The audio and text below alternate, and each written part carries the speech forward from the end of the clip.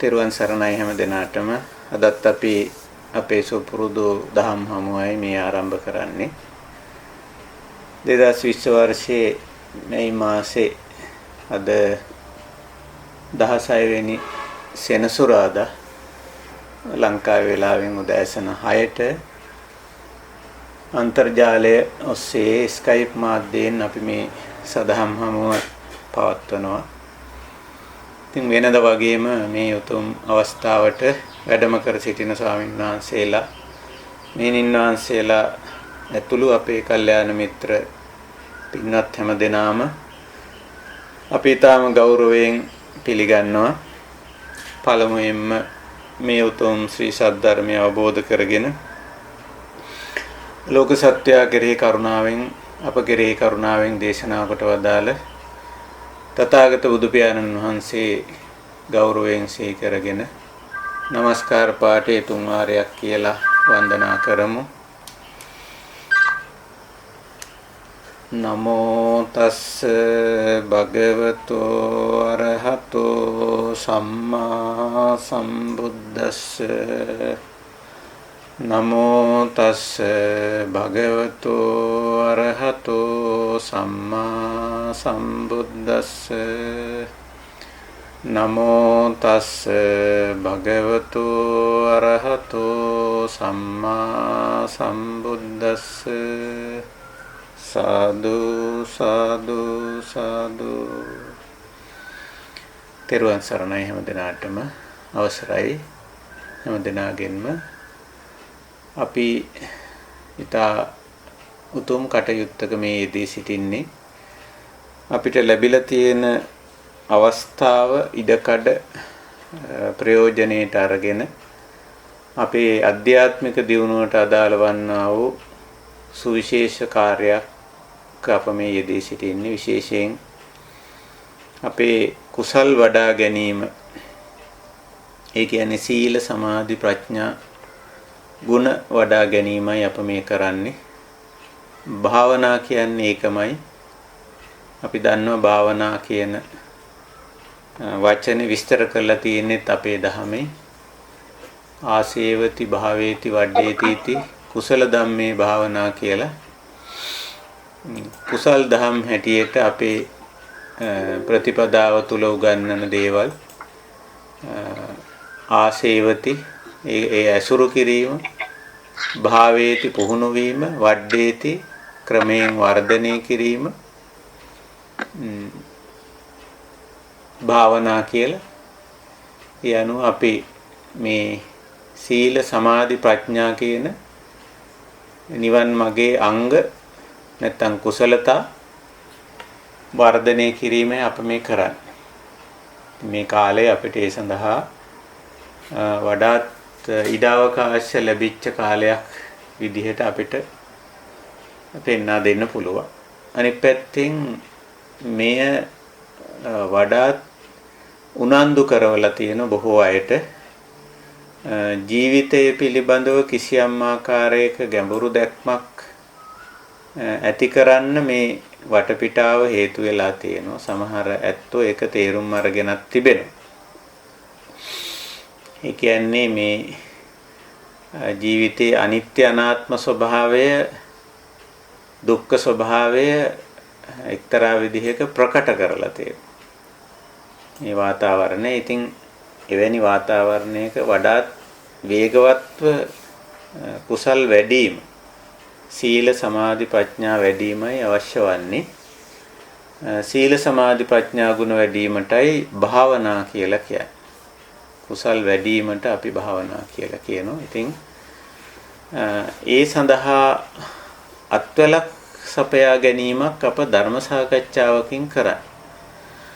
මූලික කරුණු පැහැදිලි කිරීමකුත්, මාතෘකා පැහැදිලි කර ගැනීම අනතුරු අපි සාකච්ඡාවට එළඹෙනවා.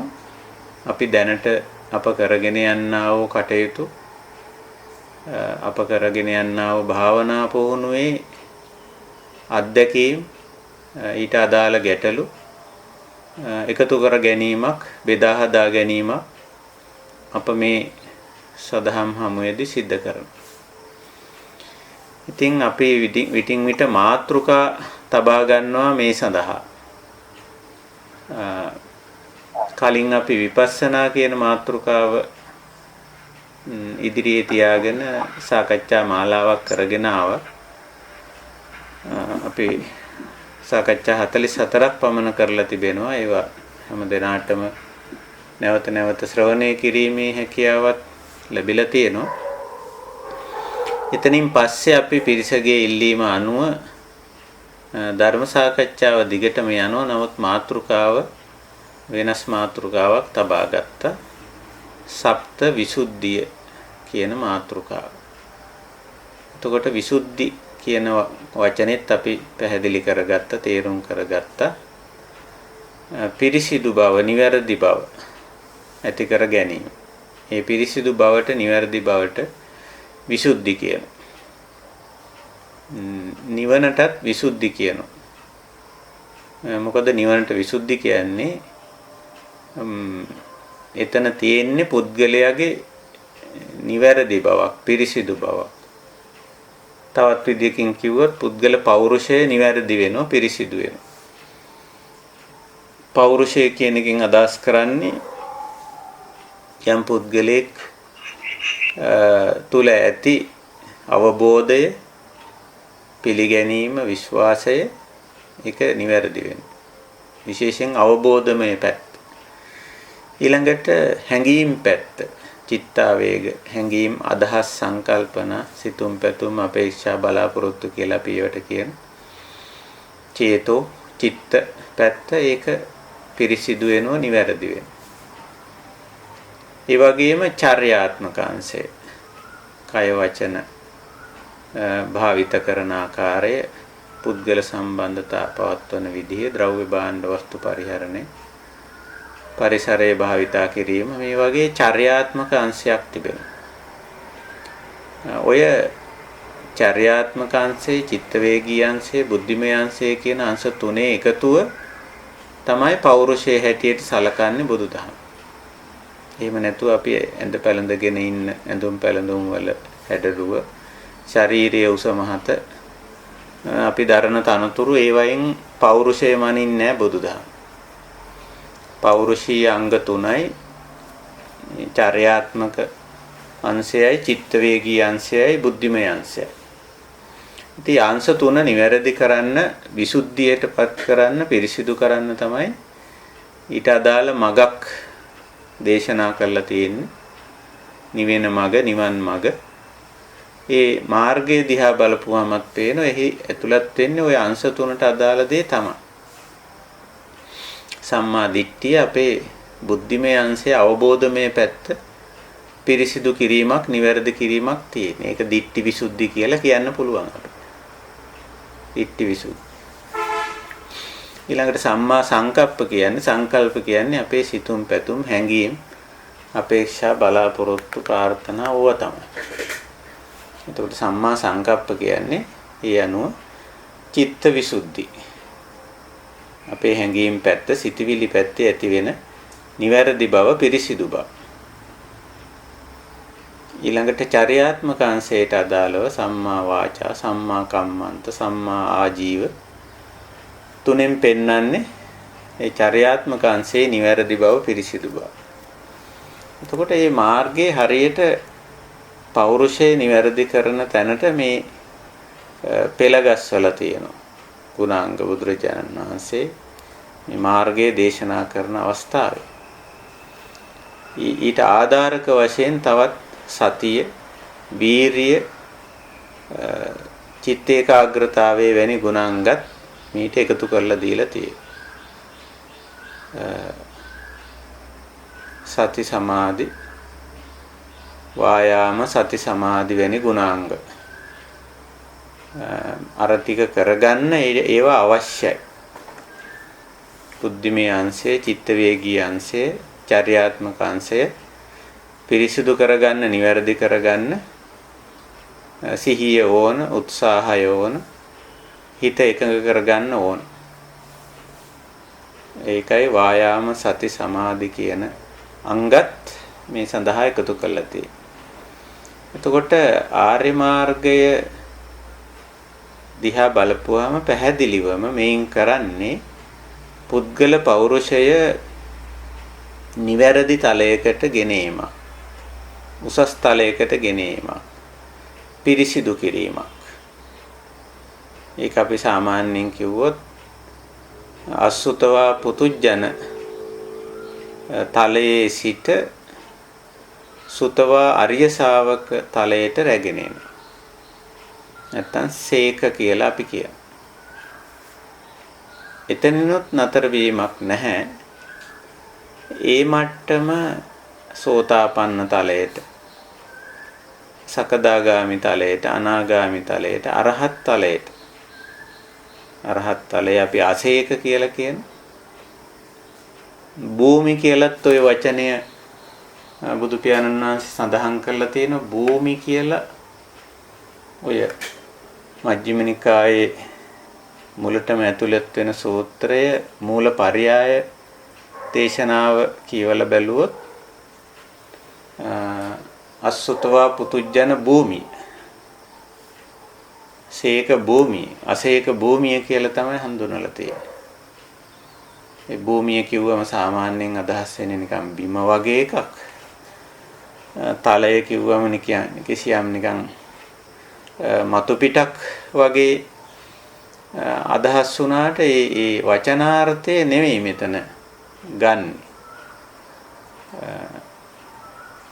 ඒ පුද්ගලයාගේ අධ්‍යාත්මේ එහෙම නැත්නම් ওই අංශ තුනේ බුද්ධිමය අංශය, චිත්තාවේගී අංශය සහ චර්යාත්මක අංශය කියන අංශ තුනේ ක්‍රමික ක්‍රමානුකූල වර්ධනයක්, දියුණුවක්, ඉහළ යාමක්, විශේෂයෙන් පිරිසිදු වීමක්, විසුද්ධියක් මෙතන අදහස් කරන්නේ. ඉතින් අපි මේ මාතෘකාව තමයි ඉදිරියට තියාගෙන තියෙන්නේ සප්ත විසුද්ධි. මෙහි මූලාශ්‍රයෙම අපි මුල් සාකච්ඡාවල කතා කළා. සප්ත විසුද්ධිය සඳහන් වෙනවා ත්‍රිපිටකයේ නොඑක් තැන්වල වෙන වෙනම. නමුත් මේ හත එකට දැක්වෙනවා රතවිනීත දේශනාවේ. එය මන්තානි පුත්ත පුන්නහාමුදුරුවන්ගේ සහ සාරිපුත්ත උපතිස්සහාමුදුරුවෝ කියන දෙන්නගේ සාකච්ඡාවක්. මේ දෙදෙනා වහන්සේගේ සංවාදයක් ඇතුලේ මතුවලා එන කාරණයක් හැටියටයි මේ සූත්‍රයේ සඳහන් වෙන්නේ. ඉතින් අපි සීල විසුද්ධිය කතා කරලා ඊට පස්සේ අපි චිත්ත විසුද්ධියට ආවා. අපි චිත්ත විසුද්ධිය ගැන යමක් අදහස් කරා. හිත පිරිපහදු කිරීම කියලා. මේ හිතේ නොඑක් විදිහේ සිටිවිලි ඇති වෙනවා. අපි ඊට අදාළ අභ්‍යාස වලට තමයි වැඩි ප්‍රමුඛතාවය දුන්නේ. මම හිතනවා මං කිව්වා ඊයේ දවසේම චිත්ත අභ්‍යාස කරමු කියලා. එතෙන්දී අපි යෝජනා කරගත්ත. ඒකට ඉතින් පරියංකේම ඉන්න අවශ්‍යතාවයක් නැහැ. මොකද සිටිවිලි එනවා කියන දේ මොන ඉරියව්වේ හිටියත් එනවා. එක ඉරියව්වක් අවශ්‍ය වෙන්නේ නැහැ ඒ සඳහා. වාඩි වෙලා හිටියත් සිටිවිලි එනවා, හිටගෙන හිටියත් සිටිවිලි එනවා, වැතිරිලා හිටියත් එනවා, සක්මන් කෙරුවත් එනවා, වැඩක යෙදිලා හිටියත් සිටිවිලි එනවා. ඒක නිසා අපි ඊයේ ඔය චිත්තාභ්‍යාසය කරන්න එක්තරා ක්‍රම දෙකක් අපි යෝජනා කරගත්ත. එකක් තමයි අර කටවහගෙන වැඩ නතර කරලා පුද්ගලයාගෙනුත් අනිත් අයගෙනුත් දුරස් වෙලා ඉඳගෙන ඒකට අපි කිව්ව නිකන් ශුන්‍යාගාරගතව ඉන්නවා කියලා. එහෙම අවස්ථා හම්බ වෙනවා අපිට. එහෙම අවස්ථා උදා වෙනවා, ලැබෙනවා. එහෙම උදා වුණාම අපි හුදකලාව ඉඳගෙන අපේ චිත්ත ප්‍රවෘත්තිය, හිත පවතින ආකාරය දිහා අපි බලන්න පුරුදු වෙනවා. චිත්ත ප්‍රවෘත්තිය ගැන සතිමත් වෙනවා. මොනවාද මේ හිතෙන්නේ, මොනවාද මම මේ හිතන්නේ ආදී වශයෙන්. ඊළඟට අපි දෙවනි කමටහනක් ගත්තා. ඒක ටිකක් දුෂ්කරයි. කතා බහ කරද්දී වැඩ කරන ගමන් අනිත් අය ලං වුණාම, කිට්ටු වුණාම ඒගොල්ලොත් එක්ක කතා බහ කරන ගමන් වැඩ කරන ගමන් එතෙන්දිත් හිත දිහා බලන. එතෙන්දී අර ප්‍රමුඛ වෙනෝ කතා බහ ප්‍රමුඛ වෙනෝ ක්‍රියාව ප්‍රමුඛ වෙනෝ අනිත් පුද්ගලයාගේ ප්‍රතිචාරයේ හැසිරීම ඒක ඉදිරියට ආවත් අපි යටින් අත දාලා බලනවා වගේ අපේ හිත දිහා බලන ඒ වෙලාවේ අනිත් එක්කෙනා එක කතා කර කර ඉන්න ගමන් තමන්ගේ හිත දිහා බලන මම මොනවද මේ කියන්නේ මෙයාත් එක්ක ඇයි මම මේවා මෙයා එක්ක කියවන්නේ මේවා අවශ්‍ය දේද අනවශ්‍ය දේද ආදී වශයෙන් කියලා තමන්ගේ පැත්තට ටිකක් හැරිලා බලන්න විශේෂයෙන් මේ කියවීමට කතා බහට අදාළ සිතවිල්ල දිහා බලන හැඟීම දිහා බලන අපේක්ෂාව ප්‍රාර්ථනාව දිහා බලන සමහර විට මොකක් හරි අපේක්ෂාවෙන් කතා කරන්නේ තව කෙනෙකුට යමක් පැහැදිලි කරනකොට ඒ තුල තියෙන කිසියම් අපේක්ෂාව එක්කෝ තමන්ගේ හැඟීමක් කියා ගන්න ප්‍රකාශ කරගන්න. එහෙම නැත්නම් ආයාචනයක් ඉල්ලීමක්. එහෙම නැත්නම් පුද්ගලයාට දැනුමක් අවබෝධයක් ලබා දෙන්න. මොනවා හරි දෙයක් තියෙන. ඒවා තියෙන්න පුළුවන්. එවැනි දේවල් තිබීම, එවැනි හැඟීම් තිබීම ප්‍රශ්නයක් නෙවෙයි, ගැටලුවක් නෙවෙයි. නමුත් ඒවා අපි බැලුවා ඒවයි යම් අපරිසිදුතාවයන් තියෙනවද කියලා. ඒකයි මේ බලන්නේ. එතකොට චිත්ත විසුද්ධිය නැහැ. චිත්තය දූෂණය වෙලා. දැන් උදාහරණයක් කිව්වොත් අපි යම් තොරතුරක් යම් කෙනෙකුට කියන්නේ. අපි තොරතුරු sannivedanaye බොහොම බරපතල එකක් නේ. ඉතින් අපි හමුණු ගමන්ම තොරතුරු කියන්න තමයි. තොරතුරු අහනවා, තොරතුරු කියනවා. ඒක අපේ සාමාන්‍ය ස්වභාවය සාමාන්‍ය සිරිත බුදුරජාණන් වහන්සේ පවා ඒව කරා. සම්මෝදනියං කතං සාරාණීයං වීතිසාරෙත්වා කියලා. ඉතින් ඒක වැරද්දක් හැටියට සැලකෙන්නේ ඒක ස්වභාවයක්නේ. යම් තොරතුරක් යම් කෙනෙකුට කියනකොට බුදුරජාණන් වහන්සේ නම් අපට කියන්නත් පෙර කියලා. යං කිංචි කාය කම්මං වචී කම්මං මනෝ කම්මං කත්තු කාමෝ කියන අවස්ථා තුනක් පෙන්නනෝ මේ චිත්තය පරීක්ෂා කරන්න. තමන්ගේ අදහස පරීක්ෂා කරන්න අවස්ථා තුනක් පෙන්නනෝ කත්තු කාමෝ කියන්නේ මේක තාම කිව්වේ නැහැ කියන්න සූදානමින් ඉන්නේ. කෙරුවේ නැහැ කරන්න සූදානමින් ඉන්නේ. එතකොට එතෙන්දි බලන්න කියන. ඇයි මම මේක කියන්නේ මෙයාට? ඇයි මම මේක කරන්නේ? ඔන්න බලන්න කියන. ඒ දිහා බැලුවේ තමන්ගේ සිතිවිල්ල දිහා, හැඟීම දිහා. එතකොට තමන්ට ඒක දැක ගන්න පුළුවන් මම මේ දේ කියන්නේ මෙයාට මේ අදහසින් මෙන්න මේ අපේක්ෂාව ඇතුව. මේ බලාපොරොත්තු ඇතුව මේ හැඟීමෙන්. ඒක දකින්න පුළුවන් තමන්ට. ඒ වගේ අර පෙර පරීක්ෂාවක් කරන්න පුළුවන් නම් ඊටාම හොඳයි. ඊටාම හොඳයි. එතකොට අර සිතවිල්ල අපිරිසිදු නම් අපිට හැකියාව තියෙනවා ඒක එහෙම කියන්න හොඳ නැහැ. ඒක අපිරිසිදු අදහසක්, වැරදි අදහසක්. අපි උදාහරණයක් හැටියට යම් තොරතුරක් කියන්නේ සමහර වෙලාවට තවත් කෙනෙකුට රිදවීමක් හැටියට නැත්තම් දෙදෙනෙක් අතර ભેදයක් ඇති කිරීමේ අදහසින් වගේ වෙන්න පුළුවන්.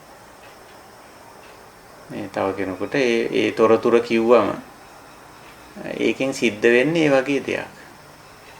නැත්තම් යම් කෙනෙකුගෙන් කෝන්තරයක් පිරිමහා ගැනීමේ අදහසක් හැටියට වක්‍ර විදිහට පුද්ගලයෙකුට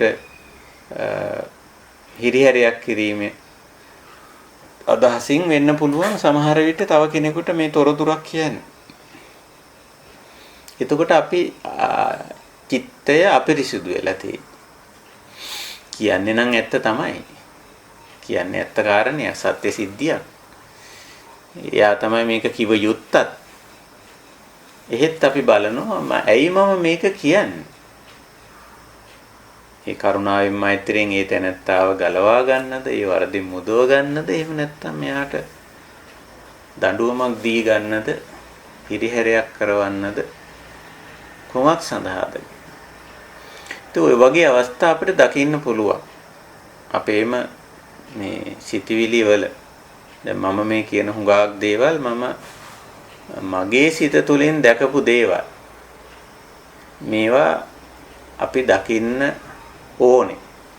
දකින්න ලැජ්ජ වෙන්න දෙයක් නැහැ. මේවා චිත්ත ස්වභාවය. අපි හිත දිහා බලපුවම අපිට පේනවා අපි කරන කාර්යයන් වල අසුද්ධ පැත්ත. ඒ සිතවිලි වල කිසියම් ආකාරයක අපිරිසිදු ගතියක් අපිට පේනවා. ඒක හොඳට බලපුවහම පේන සමහර විට. ඇතැම් විට ඊටා පිරිසිදු අදහසින්ම අපි වැඩ කරන අවස්ථා තියෙනවා. ඔය දෙකම තියෙනවා. එතකොට පිරිසිදු අදහස කියන එක ගැටලුවක් නැහැ. කරුණාවෙන් මෛත්‍රියෙන් අවංකව යමක් උදව්වක් උපකාරයක් කිරීමේ අදහසින් ඒ අදහස ඒ හැඟීම ඇතිව අපි යම් දේ කරනවා කියනවා වෙන්න පුළුවන්. එතකොට ඒක සුද්ධ අදහසක් පිරිසිදු අදහසක්. ඒක ගැටලුවක් නෙවෙයි. නමුත් මේ අසුද්ධ අපිරිසිදු අදහස් වලින් ක්‍රියාත්මක වීම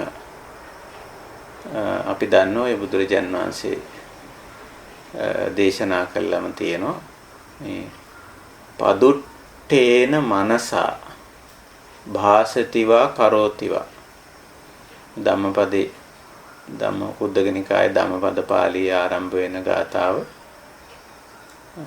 පදුට්ඨේන මනසා භාසතිවා කරෝතිවා පදුට්ඨ මනසකින් ඒ කියන්නේ අසුද්ධ අපිරිසිදු සිතවිලි වලින් යමක්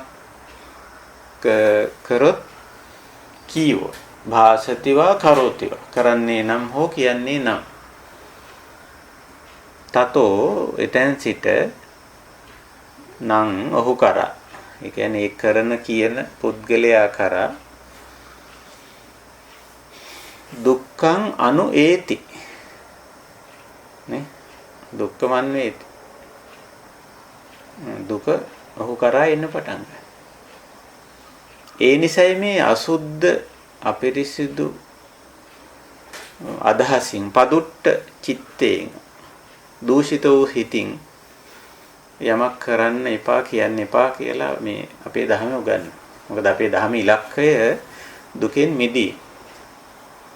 ඉතින් ওই විදිහට අපි මේ අපේ සිත පරීක්ෂා කිරීමක් අපි දැන් මේ කරන්නේ. චිත්තාභ්‍යාස, චිත්ත භාවනා, චිත්තානුපස්සන ආදී වචන වලින් අපි ඔය ක්‍රියාකාරකම පෙන්වලා තියෙනවා. හුදෙක් සිතවිල්ල දැකීම පමණක් නෙවෙයි. සිතවිල්ල දැකීම මේ මොහොතේ දැන් කරන්න කලින් තාම ක්‍රියාවත් වෙලා නැහැ, ක්‍රියාත්මක වෙලා නැති වුණ අදහස තියෙනවා. අයිඩියා එක හැඟීම තියෙනවා. අපි ඔකට පොදුවේ ඉංග්‍රීසියෙන් අයිඩියා කියන නමුත් අපි සිංහලෙන් හැඟීම බලාපොරොත්තු අපේක්ෂාව ප්‍රාර්ථනාව කියලා එක එක වචන පාවිච්චි කරනවා.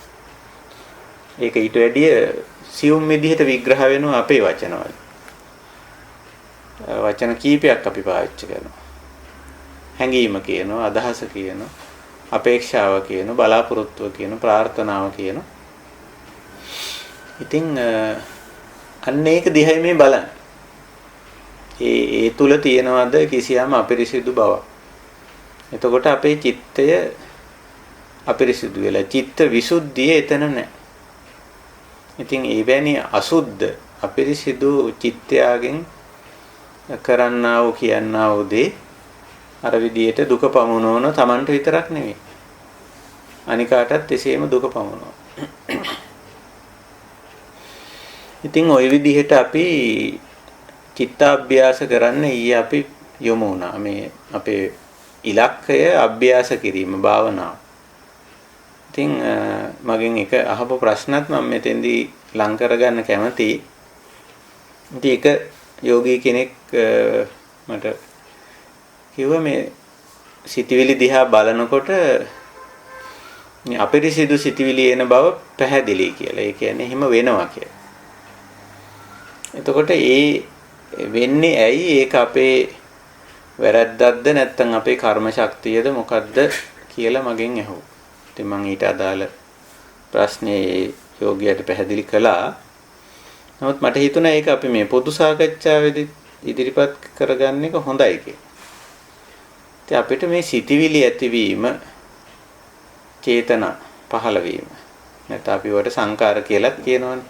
අපි පහුගිය සාකච්ඡාවේදී මේව කතා කරා. ස්කන්ධ පහ ගැන කතා කරද්දී ඒ පිළිබඳ න්‍යායික දැනුම අපි ළඟ තියෙනවා. විතක්ක කියනවා, සංකාර කියනවා, චේතනා කියනවා, චිත්ත කියනවා. ওই වගේ වචන අපි පාවිච්චි කරලා තියෙනවා. ඒතර මේවා හේතුඵල ධර්මතාව අනුව සිද්ධ වෙනවා. ඊට අදාළ හේතු යෙදුනම සිතවිල්ල එනවා. ඒ සිතවිලි එන එක වළක්වන්න බෑ. සමහර වෙලාවට අපිට කරන්න පුළුවන්කම තියෙන ওই සමත භාවනා අභ්‍යාස වලින් අර සිතවිලි වල විසිරෙන ගතිය නම් අඩු කරන්න පුළුවන්කම තියෙනවා. එක දෙයකට හිත යොමු කරගෙන ඒ දේ තුලම රැඳී සිටීමක් කරන්න පුළුවන්කම තියෙනවා. එතකොට සමහර විට අර බොහෝ සිතවිලි එන ගතිය අඩු වෙලා එක දෙයකට හිත යොමු වෙලා එක දෙයක හිත තැම්පත් වෙලා තියෙන ගතියක් තියෙනවා. නමුත් එතන සිතවිලි නැහැයි කියලා අපිට කියන්න බෑ. සිතවිලි තියෙනවා. චෛතසික තියෙනවා. ඒක ස්වභාවයක්. මිනිස්සෙක් ජීවත්ව ඉන්නකම් මරණයටපත් නොවි සජීවීව ඉන්න තාක් සිතවිලි ඇති වෙනවා. ඒක හේතුඵල ධමයක්. අපේ වැරද්දක් එහෙම නෙමෙයි. අපේ අඩුපාඩුවක්, දෝෂයක්, වැරද්දක් එහෙම නෙමෙයි සිතවිලි එන එක. ඒක නාම රූපයක් ඇති තැන සිද්ධ වෙන දෙයක්. මේ නාම රූප ක්‍රියාකාරීත්වයකින් නේ සිතවිලි ඇති වෙන්නේ. එතකොට නාම රූප ක්‍රියාකාරීත්වයේ සත්වයේ ජීවත් වෙලා ඉන්නකොට සිද්ධ වෙනවා. මේ ඇහැ තියෙනවා. බාහිරේ රූප තියෙනවා. එතකොට ඒව ඇහැට කිට්ටු වුණාම ඉතින් හිත අවදි වෙලා හිත යොමු වෙලා ඒ රූපේ අඳුන ගන්නව විඳිනවා. ඔන්න එතෙන් ඉඳලා සිතවිලි ඇති වෙනවා. චේතනාව චිත්ත සංකාරය වෙන්නේ වේදනා සංඥා දෙකනේ. අඳුනගත්තනම් හිතන්න පටන් ගන්නවා. වින්දනන් ඒ විඳීම ඔස්සේ සිතවිලි පටන් ගන්නවා. ඉතින් මේක මේ කවුරුවත් කරන වැරද්දක්වත් නැත්තම් පුද්ගලයාගේ දෝෂයක් අඩුපාඩුවක්වත් නෙමෙයි. එතකොට මගෙන් අහුව එතකොට මේ කුසල සිතිවිලි අකුසල සිතිවිලි දෙක අපේ කිසි අනුදැනුමක් නැතුව වගේ ඇති වෙනවා කියලා. මේ චිත්තාභ්‍යාසය හොඳට කරලා තියෙනවා. මම එක කතා කරේ යෝගියා. එයාගේ සාකච්ඡාවෙන් මට ඒක පැහැදිලි වුණා. හුඟක් උත්සාහවන්ත වෙලා තියෙනවා මේ අභ්‍යාසය කරා. එතකොට අපේ අනුදැනුමක්, අපේ ආරාධනාවක්, අපේ උනන්දුවක් නැතුවම වගේ මේ දෙක වෙනවා කියලා එයා කියනවා. ඒකට හේතුව ඇයි එහෙම වෙන්නේ? හුඟක්ම එයා වද උනේ මේ අකුසල් සිතිවිලි පැමිණීම ගැන. සාමාන්‍ය හුඟක් අය එහෙමයි. අකුසල් සිතිවිලි ඇතිවීම පිළිබඳව ටිකක් වද වෙනවා. මේ තැවෙන ගතියක්, පසු තැවෙන ගතියක් ඇති කරගන්නවා. එයි මම මේ බණ භාවනා කරන කෙනෙක් වෙලත් මෙච්චර මේ හොඳ වැඩ කරනවා, පින් වැඩ කරනවා, යහපත් වැඩ කරනවා නේද? ඒත් මට මෙහෙම අකුසල සිතිවිලි එනවා නේද කියලා.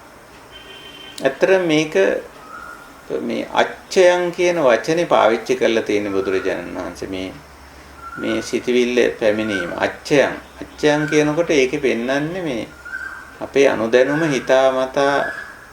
හිතාමතා කරගන්න දෙයක් නෙවෙයි.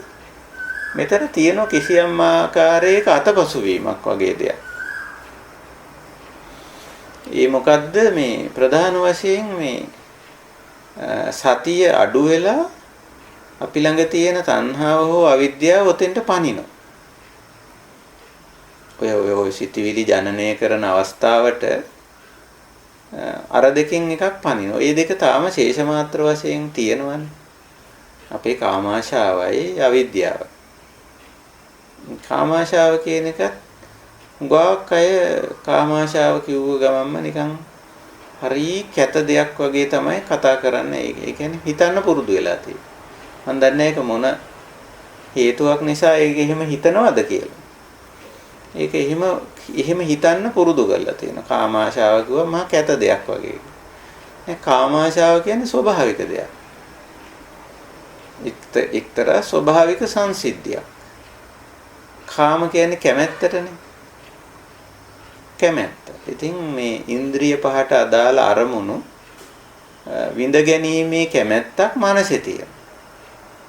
රූප බැලීමේ උවමනාවක් අවශ්‍යතාවයක් මනසේ තියෙනවා. ශබ්ද ඇහිීමේ අවශ්‍යතාවයක් තියෙනවා.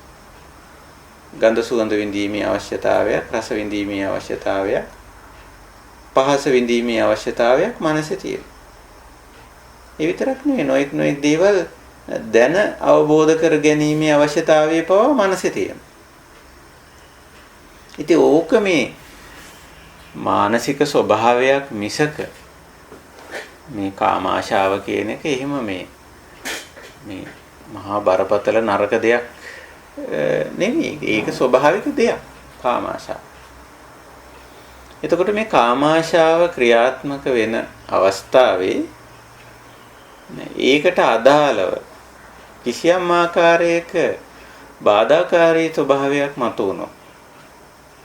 ඔන්න එතන අර නිකන් ද්වේෂ ගතිය වගේ අපේ සිතවිල්ල ටිකක් ද්වේෂ පැත්තට හැරෙනවා. නිකන් නොරුස්නා ගතියකට වැටිලා අපි කැමති දේ තුල සිතවිල්ල පහළ වෙනවා. එතකොට ඒකට යම් විදිහක ඒක ඉෂ්ට කරගන්න බාධාවක් වගේ දෙයක් ඇති වුණාම අන්න අර සිතවිල්ල ටිකක් ගොරෝසු ගතියක් ඇති වෙනවා. නිකන් රුස්සන් නැති ගතියක්, අමනාප ගතියක්, තරහ ගතියක් වගේ ඇති වෙනවා. මෙතන සිද්ධ වෙන්නේ ඇත්තටම මේ සිතවිල්ලම එක්තරා වෙනසකට භාජනය වීම. අර කාමාශාව නිසා. ඉතින් ඔතන අපි ටිකක් සතිමත් වෙන්න පුළුවන් නම් අපි මුලින්ම සිහිනුවන පිළිබඳව කාරණේ ඉස්සරහට අරගෙනයි තියෙන්නේ දැනටත් බණ භාවනා කරන ඇත්තෝ නිසා ඔය සංසිද්ධියේදී ඩිංගක් සතිමත් වෙන්න පුළුවන් නම් මගේ මේ කැමැත්තක් ආව මේ වැඩේට මේ කාර්යයට මේ දේට මේ දේ අහන්න දකින්න විඳින්න මොකක් හරි දෙයකට කැමැත්ත ආවා එතනේ කැමැත්ත පොඩ්ඩක් බාධා වුණා. ඒ බාධා වීම තුල ඇති වෙන අපහසුතාවයක් එනවා. ඒකට කියන්නේ අපි දුක්ඛ වේදනා කියලා සාමාන්‍යයෙන්. එන්නේ අපහසුතාවයත් එක්කම තමයි ඔය ටිකක් රුස්සන් නැති ගති, ද්වේෂසහගත වගේ බවට සිතවිලි ජනනය කරන්න පටන් ගන්න. එහෙම ඇති වෙනවා. ඒ තරහ යනවා කියලා අපි ඒකට කියන්නේ. ඒත් තරහ ගියා. මේකේ ඇතුළත සිද්ධාන්තය හරි ලස්සනට අපිට දකින්න පුළුවන්. අපි හොඳට භාවනාත්මක වුණොත් මොකද්ද මට ඉස්සර වෙලාම වුණේ? අහවල් දෙයට කැමැත්තක් ඇති වුණා. ඉතින් ඒ කැමැත්ත සමහර විට ඉෂ්ට කරගන්න යන්න කලින් අපි අපේ කැමැත්ත ප්‍රකාශ කරනවා. තව කෙනෙකුට. මෙන්න මේ දේවල් පොඩ්ඩක් බලන්න ජීවිතේ අපි හැරිලා හොඳට. මේ කැමැත්ත ප්‍රකාශ කරනකොටම අනිත් එක්කෙනා ඒකට අකමැත්ත ප්‍රකාශ කරනවා. මම මගේ කැමැත්ත ප්‍රකාශ කරනවා අනිත් එක්කෙනා. මම කැමති මේ දේට මේ දේ කරන්නයි මං හිතාගෙන ඉන්නේ කියලා. ඉතින් කියනකොටම ඒක අනිත් එක්කෙනාට ගැළපෙන්නේ නැති නිසා හරි මොකක් හරි වෙන්නේ නැති එයා අකමැත්ත ප්‍රකාශ කරනවා. ඔන්න දැන් මොකද වෙන්නේ? නුරුස්නාකමක් එනවා. දැයි ඔය වගේ අත්දැකීම් නැද්ද බලන්න ජීවිතේ? හරියට තියෙනවා. අර හරි නිකන් හිටියේ අර කැමැත්ත ඇති වෙලා හරි ප්‍රබෝධ ජනක ගතියකින් හිටියේ. අපි හිතමු යම්කිසි වැඩක් කරන්න යම්කිසි ගමනක් බිමනක් යන්න හොඳ වැඩක් යහපත් වැඩක් පින්කමක් කරන්න වගේ දෙයක් කියලා අපි හිතමු. හොඳම වැඩක් නිවැරදිම වැඩක් කියලා අපි හිතමු. මේ කාමය ඒකත් කාමයේනේ කැමැත්තනේ. පින්කමක් කරන්න තියෙන කැමැත්තත් කාමයේ තමයි. කාම කියන්නේ කැමැත්ත. කාම. එතකොට අපි කැමැත්ත අපි ඇති වෙලා හරි සතුටෙන් ඉන්න ගමන් ඉතින් මේකට අත්උදව්කාරයෙකුත් අත්උදව් කරගන්න අයත් ඉන්නවනේ ලං උදව්පකාර. ඉතින් ඒ අයට කියනවා මම මෙන්න මෙහෙම දෙයක් කරන්න හිතාගෙන ඉන්නවා. මේ හොඳයිනේ උදව් කරන්න ඕනේ කියලා කියනවා. හරිය ගත් කරන ඌව මේක මේ කාලේ කරන්න පුළුවන් වැඩද ඔය මේ පස්සේ කරන්න පුළුවන් ඔවට මේ වෙලාව කොහෙන්ද කෝ අපිට වෙලාව ඔවට කොහෙද ඔවට සල්ලි තියෙන්නේ ඔවට වැඩ තියෙන්නේ ඔය හරි කරදර වැඩ කියලා එයාගේ අකමැත්ත ප්‍රකාශ කරනවා. ඒක දැන් අපේ කැමැත්ත තවම අපි ඉෂ්ට කරගන්න ක්‍රියාමාර්ගයකටවත් ගියේ නැහැ. මේ ප්‍රකාශ කෙරුවා විතරයි අනිත් එක්කෙනා. ප්‍රකාශ කරනකොටම අනිත් එක්කෙනාගේ කිසියම් ආකාරයක අකමැත්තක් ප්‍රකාශ. එතකොටම අපිට අපහසුතාවයක් දැනෙනවා. අපහසුතාවයක් දැනෙනවා. මොකද අර අපේ කැමැත්ත ඉෂ්ට කර ගැනීමට මෙතනදී බාධාවක් ආවා. මෙයා තාම බාධා කෙරුවේ නැහැ නිකන් එයාගේ අදහස් වලින්ම කිසියම් ආකාරයක අපිට බාධාවක්. එතකොටම අපිට අපහසුතාවයක් ඇවිල්ලා ඔන්න චිත්තය අපිරිසිදු වෙනවා. චිත්තය අපිරිසිදු වෙනවා. ඉතින් අපි යෝගෙදී ඉතින් ගාක් වෙලාවට අර අපේ සිංහල කියමනේ තියෙන කැකිල්ලේ රජ්ජුරුවන්ගේ කතාව වගේ තමයි අපි පටන් ගන්න. ඉතින් මගේ හිත අපිරිසිදු කෙරුවා මේ මිනිස්සයා. මම මේ හොඳ හිතින් පටන් ගත්ත වැඩක්. හොඳ අදහසින් පටන් ගත්ත වැඩක්. බලන්නකො කියනකොටම මේ මිනිස්සයා මෙහෙම කියලා මේක කෑව විනාශ කෙරුවා. මේ කියලා ඉතින් එතන ඉඳලා අර අනිත් මිනිස්සයාට තමයි දෝෂ මුරේ දාන්නේ. නමුත් මේක එක්තරා ස්වභාවික අභ්‍යන්තරයේ සංසිද්ධියක් කියලා අපිට හොඳට සතිමත් වෙලා මේක තේරුම් ගන්න පුළුවන්. මේක ඇතුළත සිද්ධ වෙන දෙයක් කියලා. ඉතින් දැන් මේ ඊයේ පෙරේද මේ අද ඊයේ අත්දැකීමක් මගේ අත්දැකීමක් කියන්න කැමතියි. දැන් පහුගිය කාලෙම අපි දවස් 40 ගාණක් විතර බොහොම හුදකලා විවේකයෙන් හිටියා. අර පුද්ගල දුරස්ථභාවයේ තියාගෙන. ඉතින් අපිට ඒක හරි සහනදායි ස්වභාවයක්. ඒක අත්විඳිමින් ඒක තුල ඉතින් අපි කටයුතු කළා. දැන් පුද්ගලයෝ කිට්ටු වෙමින් පවතින. රාජකාරී ආරම්භ කරලා දැන් ඉතින් එනවා. අපේ සේවක කාරකාදීන් එනවා. ඔන්න දැන් අපිට අර තිබුණු අර විවේකය අර ඒක ක්‍රමයෙන් නැති වෙලා. එතකොට අපිට සමහර වෙලාවට නුරුස්නා ගතියක් එන්න පුළුවන්. ඒ වගේ නිකන් අපහසුතාවයක් වගේ දැනෙන්න ඉඩ තියෙනවා. එයා අපිට මොකොත් කෙරුවේ නැහැ. බාධා කෙරුවේ නැහැ.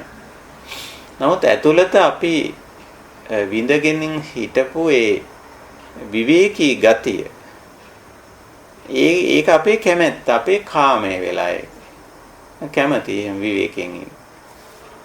දැන් අනිත් එක්කෙනා කිට්ටු වෙනකොට ලං වෙනකොට ඒ විවේක ගතිය අඩු වෙනවා. මේ වගේ දේවල් අපිට අත්විඳින්න අත්දකින්න පුළුවන්. අපි හොඳට සතිමත්ව හිටියොත් මේක හසු වෙනවා අපිට. අල්ලා ගන්න පුළුවන්.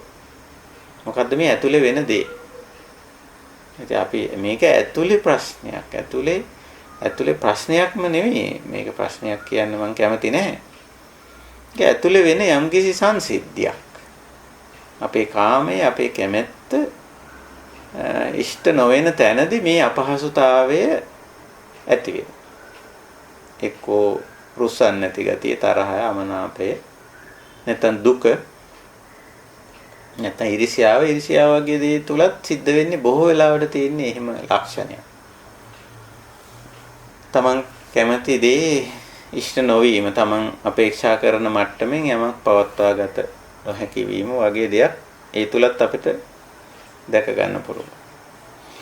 ඉතින් ඔය වගේ අපේ ඇතුළත දිහා අපි පොඩ්ඩක් විමසුම් නොවන යොදලා සතිමත් වෙලා බැලුවොත් මේ කාම ආශාව නැත්නම් අපි ඔකට කියමු කැමැත්ත පිළිබඳ එක්තරා අවුල් වීමක් නැත්නම් අපේ කැමැත්ත ඉෂ්ට කරගන්න බැරි වීම හෝ නැත්නම් අකමැති දේ සිදුවීම සිදු වෙන්නම ඕනේ නැහැ. මම අර කිව්වාගේ අදහසක් ඉදිරිපත් වුණත් ඇති. ඒකට බාධාවක් ආපු ගමන්ම මේ චිත්තය වෙනස් වෙනවා. චිත්තය වෙනස් වෙනවා. චිත්තය අපිරිසිදුයි. අපි ඒකට කියන්නේ අපිරිසිදු. මේක අච්ඡයන් කියලා බුදුහාමුදුරුවෝ කියන්නේ. අච්ඡයන් කියන්නේ ප්‍රමාද දෝෂයක්. මොකද්ද මෙතන වෙච්ච ප්‍රමාදේ? අපි අසතිමත් වුණා ඒ වෙලාවේ. දැන් මේ ඇති වෙලා තියෙන తত্ত্বය ගැන ඒ සිහිනුවන පැවැත්වුවේ නැහැ. සිහිනුවන යෙදුවේ නැහැ. අපි හරි කැමැත්තකින්, ප්‍රබෝධයකින්, ආශාවකින්, උනන්දුවකින්, උමනාවකින් අපේ අදහස, අපේ හැඟීම අනිකාට ඉදිරිපත් කරා. ඉතින් යා ඒකට එකඟතාවයක් පළ කරේ නැහැ. එහෙම නැත්නම් විරෝධය පළ කරා. ඉතින් මේ මිනිස්සයාට අයිතියක් තියෙනවනේ. කාට වුණත් අයිතියක් තියෙනවනේ එකඟතාවය පළ කිරීමට හෝ යම් අදහසක් පළ නොකිරීමට හෝ එහෙම නැත්නම් විරෝධය එකඟ නොවන බව ප්‍රකාශ කිරීමට හෝ එහෙම එකක් ඉතින් අයිතියක් තියෙනවා අනිත් එක්කෙනා. ඉතින් ඒකෙදි අපි අපේ හිත නරක කරගන්නවා කියලා අපි කියන්නේ. ඉතින් අපි ඕක හිත නරක කරගන්නවා ඇත්ත වශයෙන්ම. නමුත් අපි කියන්නේ අනිකා මගේ හිත නරක කෙරුවා කියලා. එහෙමයි කියන්නේ. මෙතන ඇතුළත වෙන මිස්ටේක් එකක්, ඇතුළත වෙන අතපසු වීමක් මෙතන වෙන්නේ. මොකද්ද අතපසු වීම? මෙතන සතිය පවත්වන්න බැරුව යනවා. මේ සතිය පවත්වන්න බැරි වුණාන් පස්සේ මෙතන ප්‍රඥාව වැඩ කරන්නේත් නැහැ. විමසුම් නුවණ වැඩ කරන්නේ නැහැ. මගේ කැමැත්තට එකඟවම අනිත් මිනිස්සයා වැඩ කරන්න ඕනේ කියලා එකක් නැහැ. එයා වැඩ කරන්නේ එයාගේ කැමැත්තට අනුව. ඉතින් මම මගේ කැමැත්ත කාමය ප්‍රකාශ කරපුවාන් පස්සේ එයාට අයිතිය තියෙන එකට මේ විරුද්ධ වෙන්න. නැත්තම් අකමැති බව ප්‍රකාශ කරන්න. ඒක එයාගේ කැමැත්ත.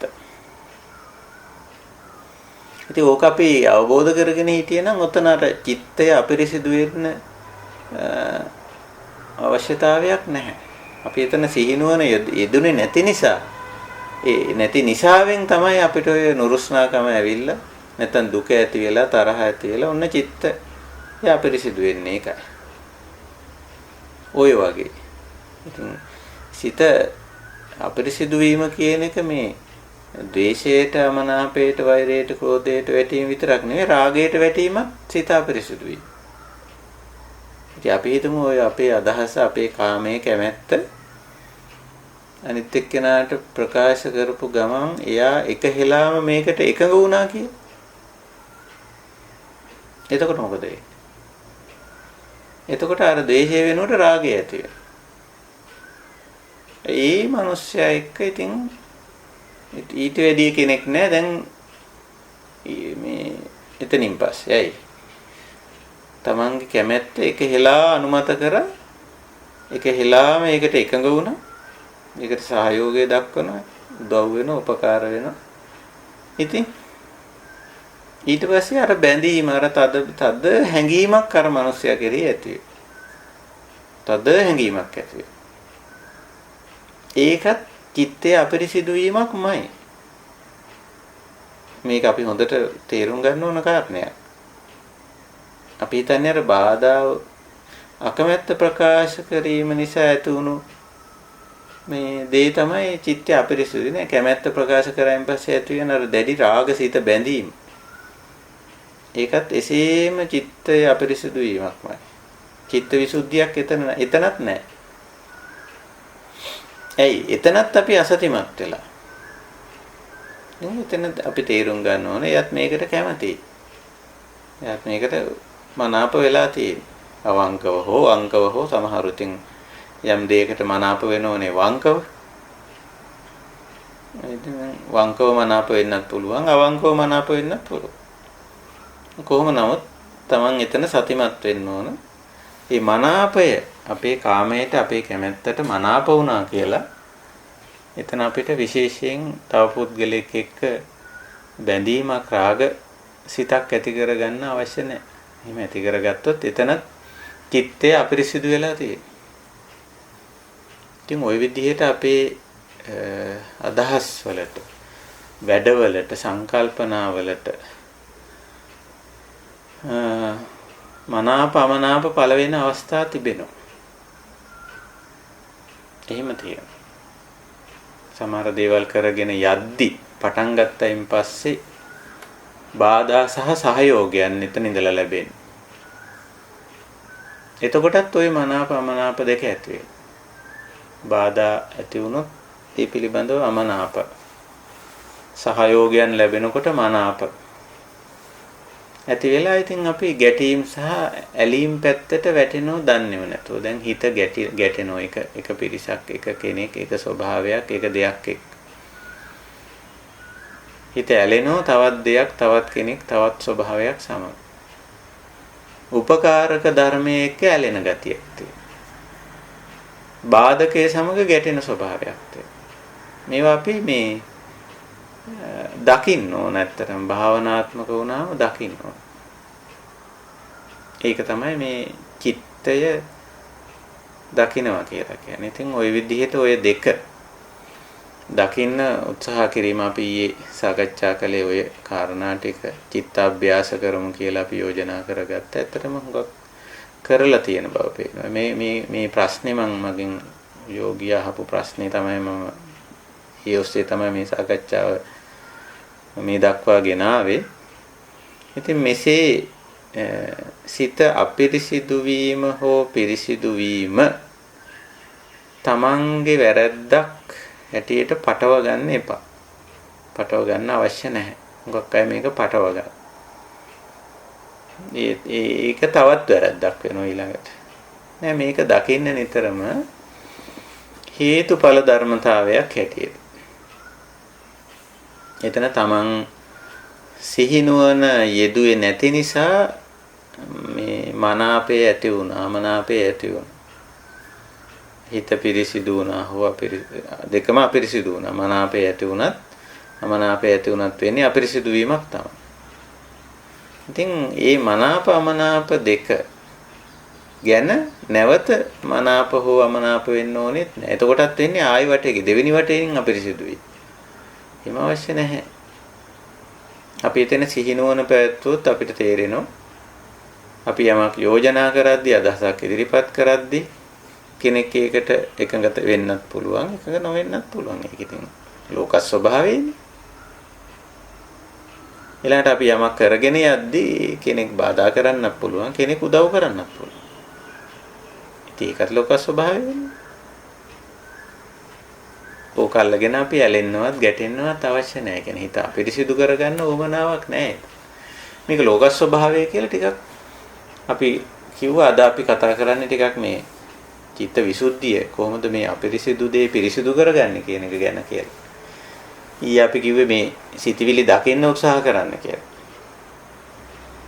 ඉතින් මේ දැන් අපිට ගැටලුවක් බවට පත් වෙන්නේ අපිරිසිදු සිතවිලි. ඒක පිරිසිදු කිරීමටයි මේ චිත්ත විසුද්ධිය කියලා කියන්නේ. සමහර අය චිත්ත විසුද්ධිය විස්තර කරන්නේ සමත භාවනාවෙන් ලැබෙන නීවරණ යටපත් කිරීම ඒ සමත සමාධිය චිත්ත විසුද්ධිය කියලා විස්තර කරපු අවස්ථා තියෙනවා. එහෙමත් කියන්න පුළුවන්කම තියෙනවා. බැරි නැහැ. සමහර පොතපතවල, අටුවාවල, ඇතැම් දේශකයන්ගේ දේශනාවල එහෙමත් සඳහන් වෙලා තියෙනවා. අර සමත සමාධියක් වඩාගත්තම ඒ මොහොතට, ඒ කාල සීමාව ඇතුළත අකුසල සිතුවිලි යටපත් වෙලා සිතේ ඇතිවන පිරිසිදු බව, ප්‍රමුදිත බව චිත්ත විසුද්ධිය කියලා. ඒක අපිට පිළිගන්න වෙනවා. එහෙත් අපිට පිළිගන්න වෙනවා මේක එක්තරා తాවකාලික ගතියක් තියෙන. යටපත් වෙලානේ තියෙන්නේ. හරියට ඒක නිකන් උදාහරණයකින් කිව්වොත් දැන් මඩ කැළඹිලා තියෙන ජලය නිශ්චල කරලා තිබ්බොත් ටික වෙලාවක් යනකොට අර මඩ ටික පතුලට බහිනවා. වතුරට බහැලා ජලයේ උඩ කොටස පිරිසිදු වෙනවා. ඒ වගේ අපිත් සමත සමාධියක ඉන්නකොට අපේ හිතේ තියෙන ওই නීවරණ ඇලෙන ගැටෙන ගති අපිරිසිදු ගති ටිකක් පිරිසිදු වෙනවා. ඒ කියන්නේ ඇලෙන ගැටෙන ස්වභාවය ඇති වෙන්න තියෙන හේතු අයින් වෙලා එතන තියෙන්නේ අත් වශයෙන්. දැන් සමත සමාධියක ඉන්න වෙලාවක බලන්න උදාහරණයක් ඇටියට ආනාපාන සති අපි ගන්න බොහෝම මේ පිරිසිදු කමටහනක් නේ ආනාපානේ. ඒකේ ඇලෙන්නවත් ගැටෙන්නවත් හේතු වෙන කරුණු ගොඩක් කරුණු ඇත්තේ නැති කමටහනක්. ඉතින් ඕකට හිත දාගෙන ඉන්නකොට ආනාපානයට සතිය පවත්වනකොට ඒ ආනාපානයේම හිත තැම්පත් වෙන ගතියක් තියෙනවා. අනිත් අර වේදනා සංඥා ගන්නෙ නැති ස්වභාවයක් තියෙනවා. ඒව මෙනෙහි කරන්නේ නැහැ, ගන්නෙ නැහැ. හිත තැම්පත් වෙලා ඉතින් අපේ ඔය විශේෂ ඇලීම් ගැටීම් සාගත චේතනා තිබුණත් ඒව පැත්තකට ගිහිල්ලා ඒව යට ගිහිල්ලා හිත ඉතින් තැම්පත් වෙලා තියෙනවා. සමත කියන්නේ ඒක නිසානේ. සමත කියන తත්වය නිරෝධ නෙමෙයි. తాවකාලිකව ඒ කුසලයේ වඩන වෙලාවේ නැත්නම් ඒ අභ්‍යාසයේ දෙන වෙලාවේ ඒ සමත සමාධිය තුල හිත පවතින අවස්ථාවේ අපේ අකුසල සිතිවිලි යටපත් වෙලා අර අසුද්ධ අපිරිසිදු සිතිවිල්ල ට ඉඩක් එන්නේ නැහැ. මේක පරිඋත් ทาน වෙන්න මතුවලා එන්නේ ඉඩක් ලැබෙන්නේ නැහැ. වෙනත් දෙයකින් වහලා දාලා වගේ තියෙනවා. තවත් විදිහක් කිව්වොත් මණ්ඩි ටික යට තියෙනවා. මොකද අර නිශ්චල කරලා ජල බඳුන නිශ්චලව තියෙනවා. ආපහු හෙල්ලුවොත් එහෙම අර යට තියෙන මණ්ඩි ටික ආයිමත් මිශ්‍ර වෙලා ඒක නිකන් පරිඋත් ทาน වෙනවා වගේ ස්වභාවයක් කියලා.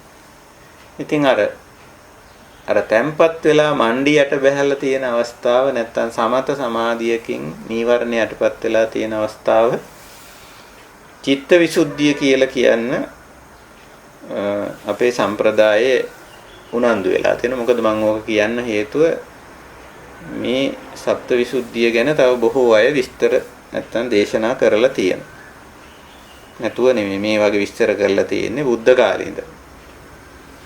අටුවා වලින් ඉඳලා දිගටම මේවා ගැන විස්තර සාකච්ඡා වෙලා තියෙනවා.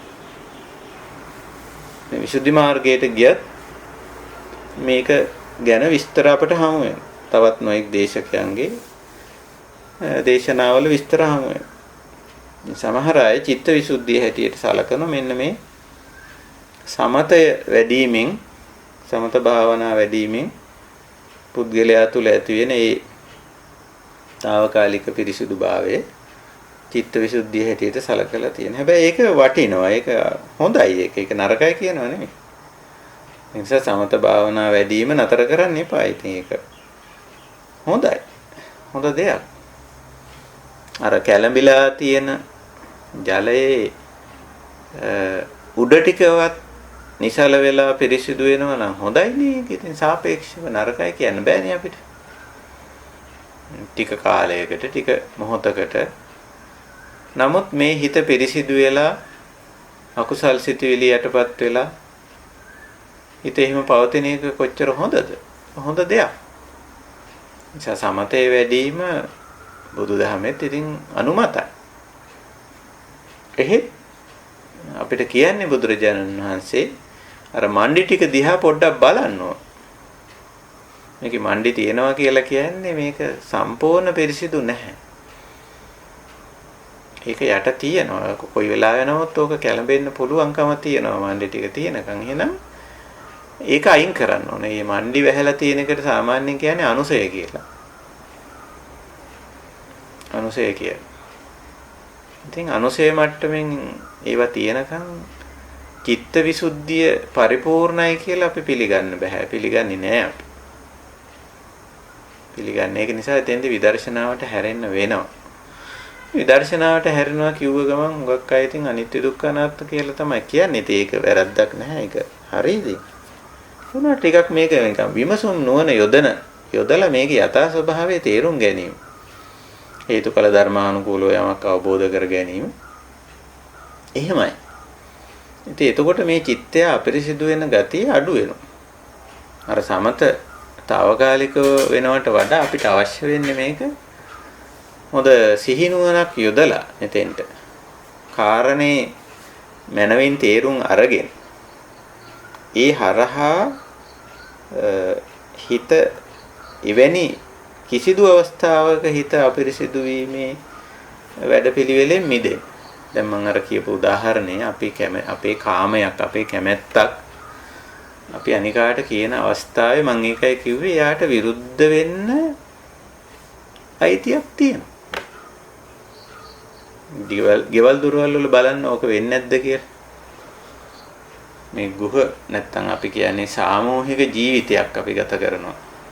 මේ සාමූහික ජීවිතයේ තුල අපේ රුචි අරුචිකම් අපි පුරුදු වෙලා තියෙනවා අපේ ළඟ ඉන්න සමාජිකයට කියන්න. මේ දන්නවද වැඩක් මට මෙහෙම හිතෙනවා. මම මෙහෙම කරන්න හිතාගෙන ඉන්නවා. ඔයා මොකද කියන්නේ? ඉතින් ඕක අපි අනායාසයෙන් වගේ කියවෙනවා. හිතාමතක් කියන. ඉතින් ඔතෙන්දී අර අනිත් එක්කෙනා ඒකට මනාපය පළ කරන, අමනාපය පළ කරන අවස්ථා තියෙන. ඉතින් මේ දෙකම ස්වභාවිකයි. ඒකයට එහෙම පළ කරන්න එපා කියන්න අපිට බෑනේ. අපේ මනාපය අපේ අනිත් එක්කෙනාට ප්‍රකාශ කෙරුවා වගේ එයාගේ මනාපය ප්‍රකාශ කරන්න එතන අයිතියක් තියෙනවා. ඉතින් අපි ඒක ඇහුවනේ. ඔයා මොකද කියන්නේ මේ ගැන කියලා? ඉතින් එහෙම අහලා අපි එයාගේ අමනාපය ප්‍රකාශ කරායින් පස්සේ මෙන්න අපි තරහයි. දැන් අපිමයි ඇහුවේ. මට මෙහෙම අදහසක් තියෙනවා. ඔයා මොකද කියන්නේ කියලා. ඊට පස්සේ මෙන්න අමනාපය ප්‍රකාශ කරායින් පස්සේ යත් එක්ක ගැටුනේ. අර රුස්සන් නැති ගතියක් අපි හිතේ හදාගන්න. එහෙම නැත්නම් එයාගේ මනාපය පළ වුණාම අපි විශේෂ බැඳීමක් හදාගන්න. ඉතින් දෙකම අපේ වැරද්ද. අනිත් මිනිස්සයාගේ වැරද්ද නෙවෙයි. මෙන්න මේ වගේ මේ මෙතන සිද්ධ වෙන මේ ගැටලුව මේ අතපසු වීම අච්ඡය කියලා මේ වචනේ හරි වැදගත්. මේ ප්‍රමාද දෝෂය මෙතන කාගෙන්ද මේක වෙන්නේ? අපි කියන්නේ මේ අනිත් එක්කෙනාගේ කියලා කියන්නේ.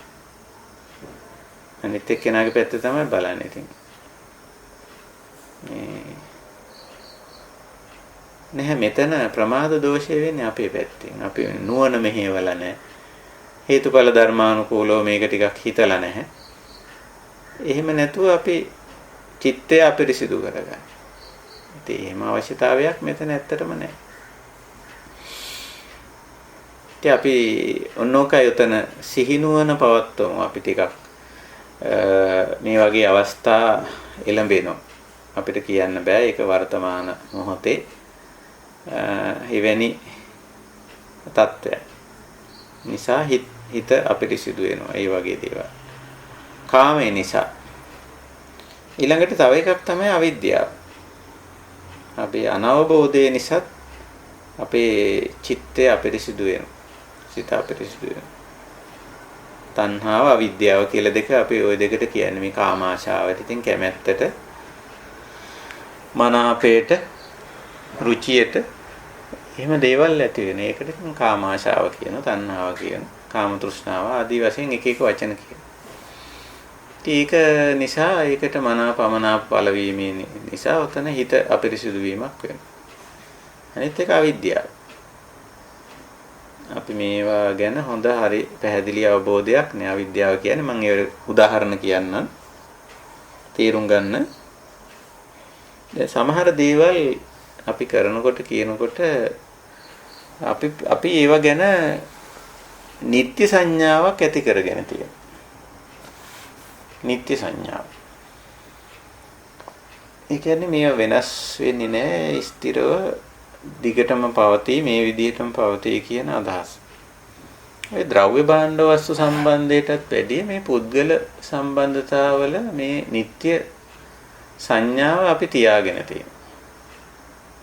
මේ පුද්ගලයෝ වෙනස් වෙන එකක් නෑ. වෙනස් වෙන්න බෑ. වෙනස් නොවිය යුතුයි. එහෙම වෙනස් වෙන එක වැරදි. ඒ තියෙන්නේ මොකද්ද? එතන ලොකු මහා අවිද්‍යාවක් තියෙනවා. එහෙම වෙනස් වෙන්න බෑ. එහෙම වෙනස් වෙන්න අයිතියක් නෑ යාට. හොඳට බලන්න මේ පුද්ගල සම්බන්ධතාවවලදී ඔය නিত্য සංඥාව තියාගෙන ඉන්නේ. අපි හැබැයි අනිච්චං අනිච්චං කියලා අපේ ඔය විදර්ශනා වඩනවා කියලා ඇහුවොත් කියනවා විදර්ශනා භාවනා කරනවා කියලා. ඒ වුණාට Taman එක්ක ඉන්න අනිත් සමාජිකයා ගැන තියාගෙන ඉන්නේ නিত্য සංඥා. මේ වෙනස් වෙන්න බෑ. අය වෙනස් වෙන්න අයිතියකුත් නැහැ. ඊට පස්සේ වෙනස් වුණු ගමන්ම දානවා අර සදාචාර කතාව දාන. ඒක මහ ජරා වැඩක්, ඒක මහ අශික්ෂිත වැඩක්, දුෂ්චරිතයක්, දුරාචාරයක් කියලා ඒකත් දාලා ඒකත් පටවලා අනිත් මිනිස්සයාට ඒකිනුත් දමලා ගහන. නෑ මේ මීට වැඩිය ගැඹුරින් මේවා ගැන හිතන්න ඕන. වෙනස් වීමටනේ අනිච්ච කියන්නේ. අනිච්චතා වෙනස් වෙන ස්වභාවය. ඉතින් ඕක අපි ඔය අනිච්චතාව ගැන දන්නවා විතරයි. ඒක පිළි අරගෙන නැහැ. අපි කිව්වා මේ කලින් අපි කර විපස්සනා සාකච්ඡාවේදී මේ නාම රූප ධර්ම පිළිබඳ දැනුම නැත්නම් අවබෝධය, ඒ පිළිගැනීම සහ එයත් ඒ ස්වභාවයන් එක්ක ජීවත් වීම කියලා. නේ? පියවර තුනක් අපි කතා කරා. ඒකට හුඟක් අය අනිත්‍ය ගැන දන්නෝ විතරයි. අනිත්‍යතාවය කියන්නේ ලෝක ස්වභාවයනේ, ස්වභාවයක් නේ ඒක. යථා ස්වභාවයනේ. දන්නෝ විතරයි, පිළිගන්නේ නැහැ. ඒක පිළිගන්නෙත් හරි අමුතු විදිහට. Tamanට මේ වාසිදායක විදිහට වෙනස් වුණාම පිළිගන්නව වෙනස් වෙනවා කියලා. ඉතින් වෙනස් වෙනවනේ කොයි දෙයක්. අවාසිදායක විදිහට වෙනස් වුණොත් ඒක පිළිගන්නේ නැහැ. එහෙම වෙන්න බෑ. එහෙම වෙන්නේ කොහොමද? එතකොටම බලන්න මේ කොතරම් සියුම් ගැඹුරු අවිද්‍යාවක් මෙතන ක්‍රියාත්මක වෙනවද කියලා. වෙනස් වීම පිළිගන්නේ තමන්ට වාසිදායක නම් විතරයි. එතකොට නම් අනිච්චං.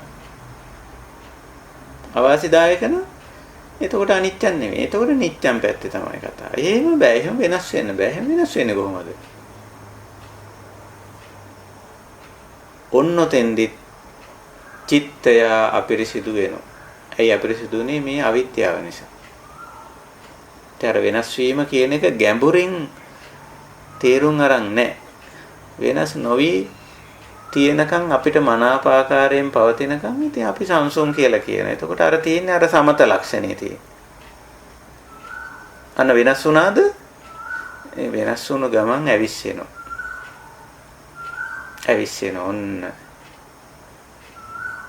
ඔන්න ස්වභාවය. රාම පුරුෂයා වෙනස් වුණොත්, භාර්යාව වෙනස් වුණොත්, දරුවා වෙනස් වුණොත්, අම්මා තාත්තා වෙනස් වුණොත්, යාළු මිත්‍රයා වෙනස් වුණොත්, ආයතන ප්‍රධානිය වෙනස් වුණොත්, තමන්ගේ සහායකයා සහ භාණ්ඩය හෝ සේවාව සපයන්න වෙනස් වුණොත්, භාණ්ඩ හා සේවා ක්‍රමය වෙනස් වුණොත්, කාල ගුණය වෙනස් වුණොත්, දේශ ගුණය වෙනස් වුණොත්, ඇයි එතන එහෙම වෙන්නේ? චිත්තය අපිරිසුදු වෙන්නේ. එතන අවිද්‍යාව තියෙනවා. මේ වෙනස් වීම කියන එක නිකන් පොතේ දැනුම විතරයි තියෙන්නේ. එතන භාවනාත්මක වෙලා නැහැ. ඒක තාම පිළි අරගෙන නැහැ. තාම පිළිගන්නේ නිකන් ඒක නිකන් හරියට පිළිගන්නව නෙමෙයි. වාසිදායක වෙනස් වීම පිළිගන්නවා. ඒකත් පිළිගැනීමක් හැටියට කියන්නේ. අවාසිදායක වෙනස් වීම පිළිගන්නේ නැහැ. වෙනස් වීම තුලින් අවාසිදායක තත්වයන් නැති කරන්නත් පුළුවන්. වාසිදායක තත්වයන් නැති කරන්නත් පුළුවන්. ඒක වෙනම කාරණයක්. නමුත් මේ දෙකේදීම අපි අනිච්චතාව වෙනස් වීම කියන දේ පිළිගන්නවා. එතන අවිද්‍යාව තියෙනකන් මේ චිත්තය අපිරිසිදු වීම සිද්ධ වෙනවා. ඉතින් ඔන්න ඔය වගේ දේවලුත් බලන්න ඕන අපි. දැන් ඕක තව කෙනෙකුට පැහැදිලි කරන්නත් සමහර වෙලාවට ඇයි මට මේ වෙනස් වුණාම මේ තරහ ගියේ නැත්තම් රුස්සන් නැති ගතියක් ආවේ. ඇයි මේ වෙනස් වීම නිසා දැඩි බැඳීමක් ඇති වුනේ? සමහර වෙලාවට වෙනස් වීම නිසා ඇති කරගන්න දැඩි බැඳීමක්. නරක තත්ත්වය හොඳ තත්ත්වයට වෙනස් වුණොත් ඉතින් ඒකේ දැඩි බැඳීමක් ඇති කරගන්න. හොඳ තත්ත්වය නරක පැත්තට වෙනස් වුණොත් ගැටීමක් ඇති කරගන්න. ඉතින් අපි තේරුම් ගත යුතු දේ තමයි වෙනස් වීම කියන දේ. ඒක තේරෙන්නේ නැත්නම් එතන අවිද්‍යාව තියෙනවා. අර කාමාශාවේදී වගේ මෙතන අවිද්‍යාවේදී චිත්තය අපිරිසිදු වෙනවා. චෛතසිකය අශෝභන වෙනවා. ඒකයි ස්වභාවය. ඉතින් අපි ටිකක් ඕවා මේ භාවනාත්මක ඕවා මම මේ උදාහරණ අරන් විස්තර කෙරුවට මේ මෙතෙන්දිත් වෙන්නේ තේරුම් ගැනීමක්. නමුත් Taman මේක දිහා බලන්න ඕනේ. අපි ඒකට ඉතින් භාවනා කරනවා කියලා තමයි අපිට කියන්න තියෙන වචනේ වෙන වචනයක් අපිට ඔකට කරන්නේ. අත්දැකීමට ගන්න. පච්චත්තං වේදිතබ්බෝ යම් වෙලාවක චිත්තය අපිරිසිදු වුණාද එතෙන්දී සතිමත් වෙන්න. සතිමත් වෙන්න. දුකක් ආවද කනගාටුවක් ආවද තරහක් ආවද අමනාපයක් ආවද ඊර්ෂියාවක් ආවද රාගයක් ආවද එතෙන්දී අපි සතිමත් වෙලා බලමු මොකද උනේ? ඇයි මොකද්ද උනේ මෙතන කියලා. එකකින් දෙකකින් තුනකින් මේක අවබෝධ කරගත්ත නම් එතනින් එහාට මේ අර්බුදේ එන්නේ අපි ඕක එම මොහොතේ සතිමත් වෙලා අවබෝධ කරගන්න උත්සාහ කරන්නේ නැහැ. ඒක හුඟක් වෙලාවට තියෙන ගැටලුව. ඒක නිසා අපි එම මොහොතේ සිහිනුවන යොදලා එම මොහොතේ එය අවබෝධ කරගත යුතුයි. ඇයි මෙහෙම වුනේ? ඇයි මගේ හිත අපිරිසිදු වුනේ? කියලා බැලිය යුතුයි. ඉතින් ඔය විදිහටයි අපි මේ චිත්ත විසුද්ධිය ඇති කරගන්නේ. ඒක සමත මට්ටමේ විසුද්ධියක් නෙමෙයි. ඒ සමත මට්ටමේ විසුද්ධිය නරකයි කියනවා නෙමෙයි. ඒක අපි වරදවා තේරුම් ගන්න එපා. සමහර ඇත්තෝ ඔය සමත භාවනා පිළිබඳ ඒ තරම් මනාපයක් පෙන්눔 කරන්නේ නැහැ. නමුත් සමත වෙලා තියෙන එක හොඳයිනේ. අර රණ්ඩුව නතර වෙලා කියන එකනේ සමත කියන්නේ. සමත මණ්ඩලෙන් කරන්නත් ඒකනේ. රණ්ඩුව වෙන එක නතර කරලා දෙන්න සමතේටපත් කරා කියලා කියන්නේ. ඉතින් සමතේටපත් වී සිටීම හොඳයි. නමුත් තාම කොස්ස ඇතුලේ තියෙනවා නම් ආයි රණ්ඩු වෙන්න ඉඩ තියෙනවනේ. නේ? ඒකනේ නිරෝධයක් කතා කරන්නේ බුදුදහම. සමතේට වඩා දැන් චතුරාර්ය සත්‍යයේදී පාවිච්චි කරේ දුක්ඛ සමතගාමිනී පටිපදා කියලා නෙමෙයි. දුක්ඛ නිරෝධගාමිනී පටිපදා කියලා නෙමෙයි මේක බුදු පියාණන් වහන්සේ හඳුන්වලා තියෙන්නේ. එහෙනම් එතන තියෙනවනේ මේ සමත කරගෙන ඉඳීම නරක නැහැ. සමත සමාධිය නරක නැහැ. නමුත් අපිට සිද්ධ වෙනවා මේකේ ඇත්ත తත්වය හොඳට බලලා අවංකව මේක පිළි අරගෙන මේක මෙහෙමයි. මේකට හිත අපිරිසිදු කරගෙන වැඩක් නැහැ. ඒක හරි මෝඩ වැඩක්. කියන එක ගැඹුරින් අවබෝධ කරගෙන මේ චිත්ත පාරිශුද්ධිය පවත්ත ගන්න. මේ රාග සිත ඒක සරාගං චිත්තං අපි ඊයේත් කිව්ව මේ චිත්තානුපස්සනාවේදී බුදු පියාණන් වහන්සේ අපිට පෙන්වා දෙන කාරණේ. ඉතින් ඒක ආපුවාම ඒක මගහරින්නේ පරාගහිත. දේශේත රාගසිත මගහරින්නේ පයි අකුසල් සිත් මේ චිත්තානුපස්සනාවේදී එහෙමනම් ඒ ටික නැතුව බුදු පියාණන් වහන්සේට දේශනා කරන්න තිබුණනේ. විරාගං චිත්තං වීත දෝසං චිත්තං වීත මෝහං චිත්තං මහග්ගතං චිත්තං සමාහිතං චිත්තං විමුක්තං චිත්තං සවුත්තරං චිත්තං කියන ටික විතරක් දක්වන්න තිබුණානේ. චිත්ත භාවනාව. ඇයි අර අපිරිසිදු ටිකක් චිත්ත භාවනාවට අරන් තියෙන්නේ? ඒක තමයි ඉස්සර වෙලා අරන් තියෙන්නේ. භාවනාව පටන් ගන්නෙම සරාගං චිත්තං කියන එකෙන් පටන් ගන්න. ඒ මොකද ඒව ස්වභාවිකයි. හේතුඵල ධර්මතාවය අනුව ඇති වෙන දේවල්. මග අරින්න උත්සාහ කරන්න එපා. මේක දිහා හොඳට බලන්න. ඇයි මෙහෙම වුනේ? යටපත් කරගන්න එකනේ. යටපත් කරගන්න එක තමයි අපි සමත කරගන්නවා කියලා කියන්නේ. කෙනිකන් හංගගෙන තියාගන්නවා වගේ වැඩ. එහෙම නෙමෙයි මේක එළියට අරගෙන තමන්ම මේක ඇයි මෙහෙම වුනේ? ඇයි මගේ හිත නරක වුනේ? ඇයි හිත අපිරිසිදු වුනේ? ඇයි? ඒක එහෙම මේ විමසන්න විශේෂයෙන් දකින්න ඕනේ. විපස්සනා කියන්නේ ඒකනේ අපි කලින් මාතෘකාවලදී කතා කරා. ඉතින් ওই විදිහට හොඳින් විමසලා මේකේ හේතුඵල දැකලා සිදුවෙච්ච අච්චයන් අච්චේතෝ දිස්වා බුදු පියාණන් වහන්සේ එහෙමයි කියයි. ඉතින් ඔන්න අපි මේක යටපත් කරන නෙමෙයි නිරෝධ කරන වැඩපිළිවෙලට එතන ඉඳලා යනවා.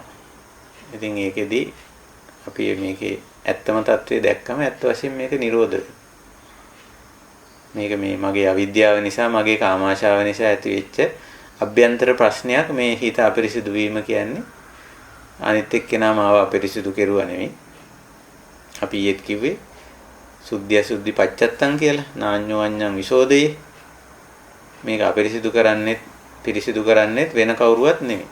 බාහිර කෙනෙක් නෙමෙයි. අපේ කාමාශාව අපේ අවිද්‍යාව නිසා. කියන්නේ අවිද්‍යාව තණ්හා දෙක නිසා. ඊළඟට විසෝදේ විසුද්ධිය චිත්ත විසුද්ධිය ඒකත් ඉතින් වෙන කවුරුවත් කරන එකක් නෙමෙයි. මේක කාටවත් බාර දෙන්න පුළුවන් කමක් නැහැ. අපිම මේක හොඳින් දැකලා කියලා විමසලා පිළි අරගෙන අවංක වෙලා මේක තේරුම් අරගෙන වටහාගෙන අවබෝධ කරගෙන මේ වැඩේ අපිටම කරන්න වෙනව කරන්න ඕන කළ යුතුත් අපිමයි කළ හැක්කෙත් අපිටමයි. ඒකයි බුදු පියාණන් වහන්සේ කිව්වේ නාඤ්ඤෝ අඤ්ඤං විසෝදේ. කෙනෙක් තව කෙනෙකු විසින් පිරිසුදු කරනු නොලැබේ. තමා විසින්ම පිරිසුදු කරනු ලැබේ. ඒකනේ කියන්නේ. ඉතින් ඕක තමයි භාවනා කරනවා කියලා කියන්නේ. මේ ගත්ත දැනුම මේ ගත්ත අවබෝධය භාවිතයට ගැනීම භාවනා කියන්නේ. ඉතින් අපි ඕක භාවිතයට ගන්නවා. ඒ විදිහට අපිට මේ අර අපි කතා කරේ මේ සිතවිලි දැකීමේ අභ්‍යාසය. ඉතින් දැන් අපි මේ සිතවිලි දකින බව පේනවා. මේ අභ්‍යාසය තුල ඉන්න නිසා තම තමන්ට මේ මොහොතේ උදකලා විවේකීව ඉන්න අවස්ථාවේ ඉන සිතවිලි අර වගේ ක්‍රියාකාරී අවස්ථාවක මම ඒක අද ක්‍රියාකාරී අවස්ථාවන් ගත්තේ. අර මුලින්ම මම කිව්වේ කියන්නේ අපේ අදහසක් තව කෙනෙකුට කියන වෙලාව. ඒක ඉතින් ක්‍රියාකාරී වෙලාවක් නේ. ඒක අර කට වහගෙන ඉන්න වෙලාවක්වත් වැඩ නතර කරපු වෙලාවක්වත් තවත් කෙනෙක්ගෙන් දුරස් වෙලා ඉන්න වෙලාවක්වත් නෙමෙයිනේ.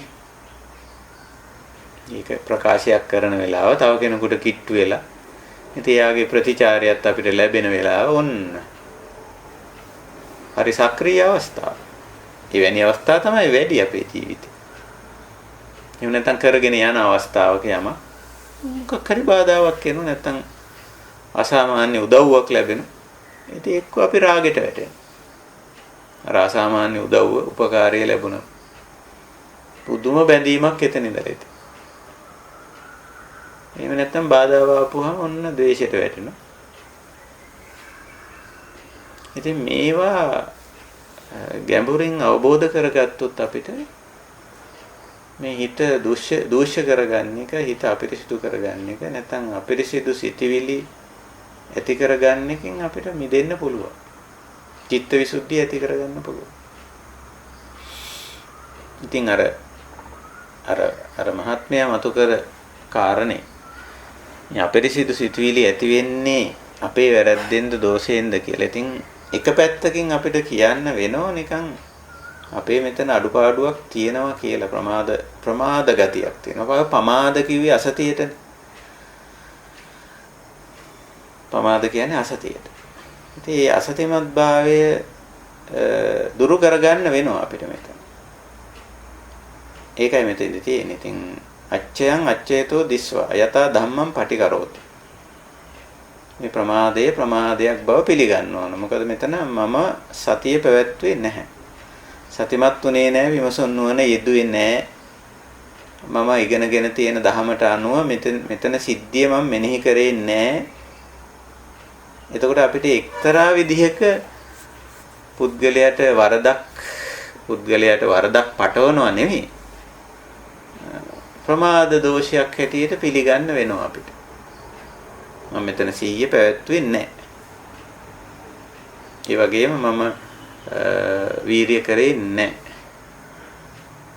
මම ඉගෙනගෙන තියෙන ධහමට අනුව සිද්ධිය මෙනෙහි කළේ නැහැ. නැති නිසා මෙතන අකුසල චේතනාව චිත්තය අපිරිසිදු වුණා. එහෙනම් අරව අපි භාවිතයට ගන්න ඕන. ඔන්න දැන් භාවනා කරන වෙලාවේ කරන්නේ අර ආයුධ පාවිච්චි කරන වෙලාව. නිකන් ආයුධ මේ මැදලා කියලා පිරිසිදු කරලා ගබඩා කරලා තියාගෙන හිටියට වැඩක් නැහැ. හතුරු ඇවිල්ලා ගහලා යනවා. ඉතින් ආයුධ ගබඩාවක් අපිට ලොකු ආයුධ ගබඩාවක් තිබ්බ කියලා ඉතින් ආඩම්බර වෙලා හිටියට වැඩක් නැහැ. ආයුධ ගබඩාව තියෙද්දි අපිට ගහලා යනවා. එහෙම නෙමෙයි. ආයුධ සන්නද්ධව ඉන්න ඕන. හතුරා කිට්ටු වෙනකොට පහර දෙන්නත් ඕන.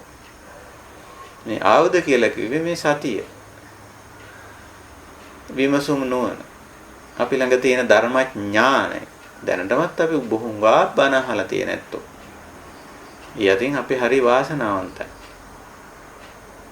කොච්චරනම් බණ අහලා තියෙනවද? අහනවද කොච්චර බණ?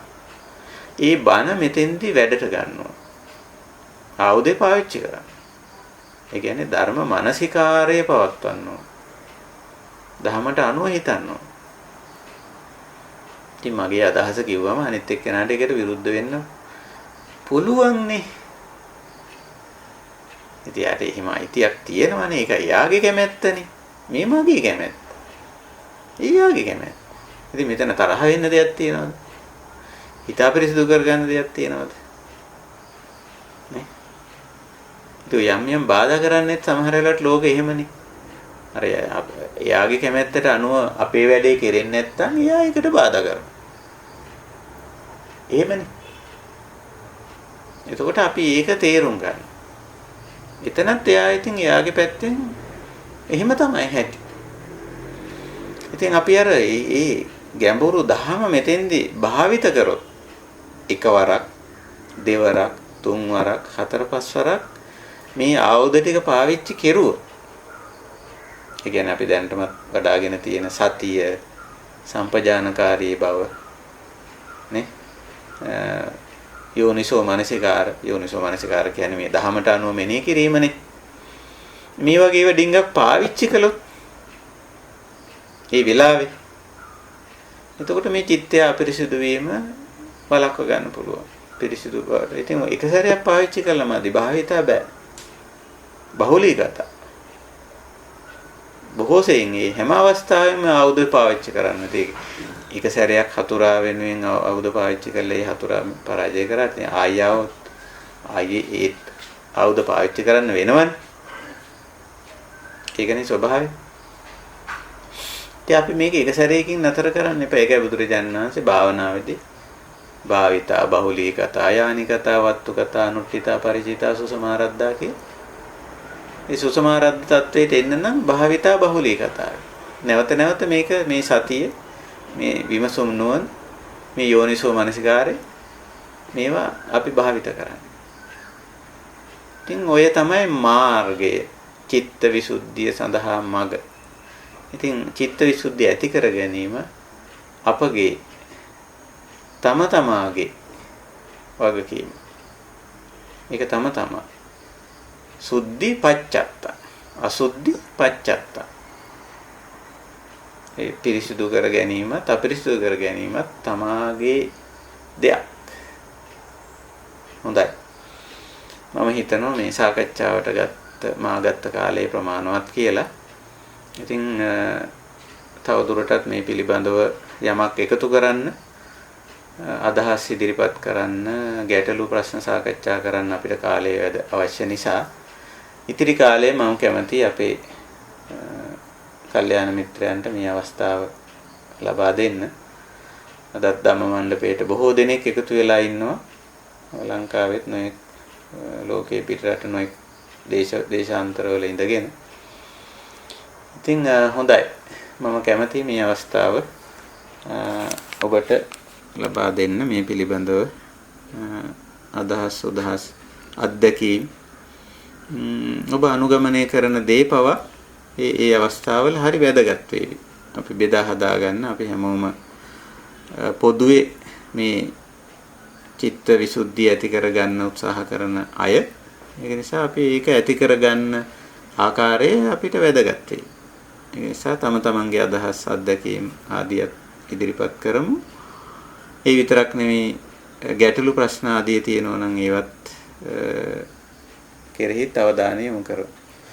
හොඳයි සඳහා කාලය. කියන්න චිත්ත විසුද්ධිය ගැන අපි අද කතා කළේ. මේ මගේ චිත්ත විසුද්ධිය ගැන ඊයේ දිනේ ඇති වුණ අත්දැකීම මතක් කරන්න සමග පැනයකුත් තියෙන නිසා චිත්ත විසුද්ධිය දැන් තමයි අපි විඳින්නේ. ජීවිතේ අපි විඳලා නැහැ වගේ කියලා දැනෙනවා. ඊයේ මෙහෙ මුළු දවස පුරාවට තද වර්ෂාවක් වැටුණා. ගොඩක් අය මේ වර්ෂාවට බනිනවා. ඒක ඉතින් ආලකන්ණි ස්වභාවයක් අපිට කරදරයි කියලා. නමුත් මගේ සිත තුළට යන්න පටන් ගත්තා. අපි පොඩි කාලේ විඳපු නැති තැන්. වැස්සේ ඇවිදින්න. වතුර පාරවල් පාගන්න. වැස්සේ පාවෙලා ආපු මාළුව දිහා බලන්න. පීල්ලෙන් නාන්න. ඊළඟට මේ වගේ මේ වැස්සේ තියෙන සුන්දරත්වය විඳින්න අපි සිත තුළින් දැක්ක මේ භාවනාව දවස පුරාවටම ආයොදාගත්ත ආකාරය. ඊළඟට වැස්සේ වැටුණු වතුර අපිරිසුදු වෙලා තිබුණු මේ පාපිසි ගේ දොර හොද ගන්න ගොඩාක් වෙලා තිබුණා. හරියට අපි වතුර ප්‍රයෝජනෙට ගත්තා. එකතු කරගෙන වැඩ කරගත්තා. මේ හැම දෙයක්ම අපිට ලැබුණේ තව තවත් විඳින්න අවස්ථාව ලැබුණේ අපිට මේ හම්බෙච්ච මේ කල්යාණ මිත්‍ර ගෞරවනීය ස්වාමීන් වහන්සේගේ අපි මේ ධර්මය අපිව පෝෂණය කිරීම නිසා.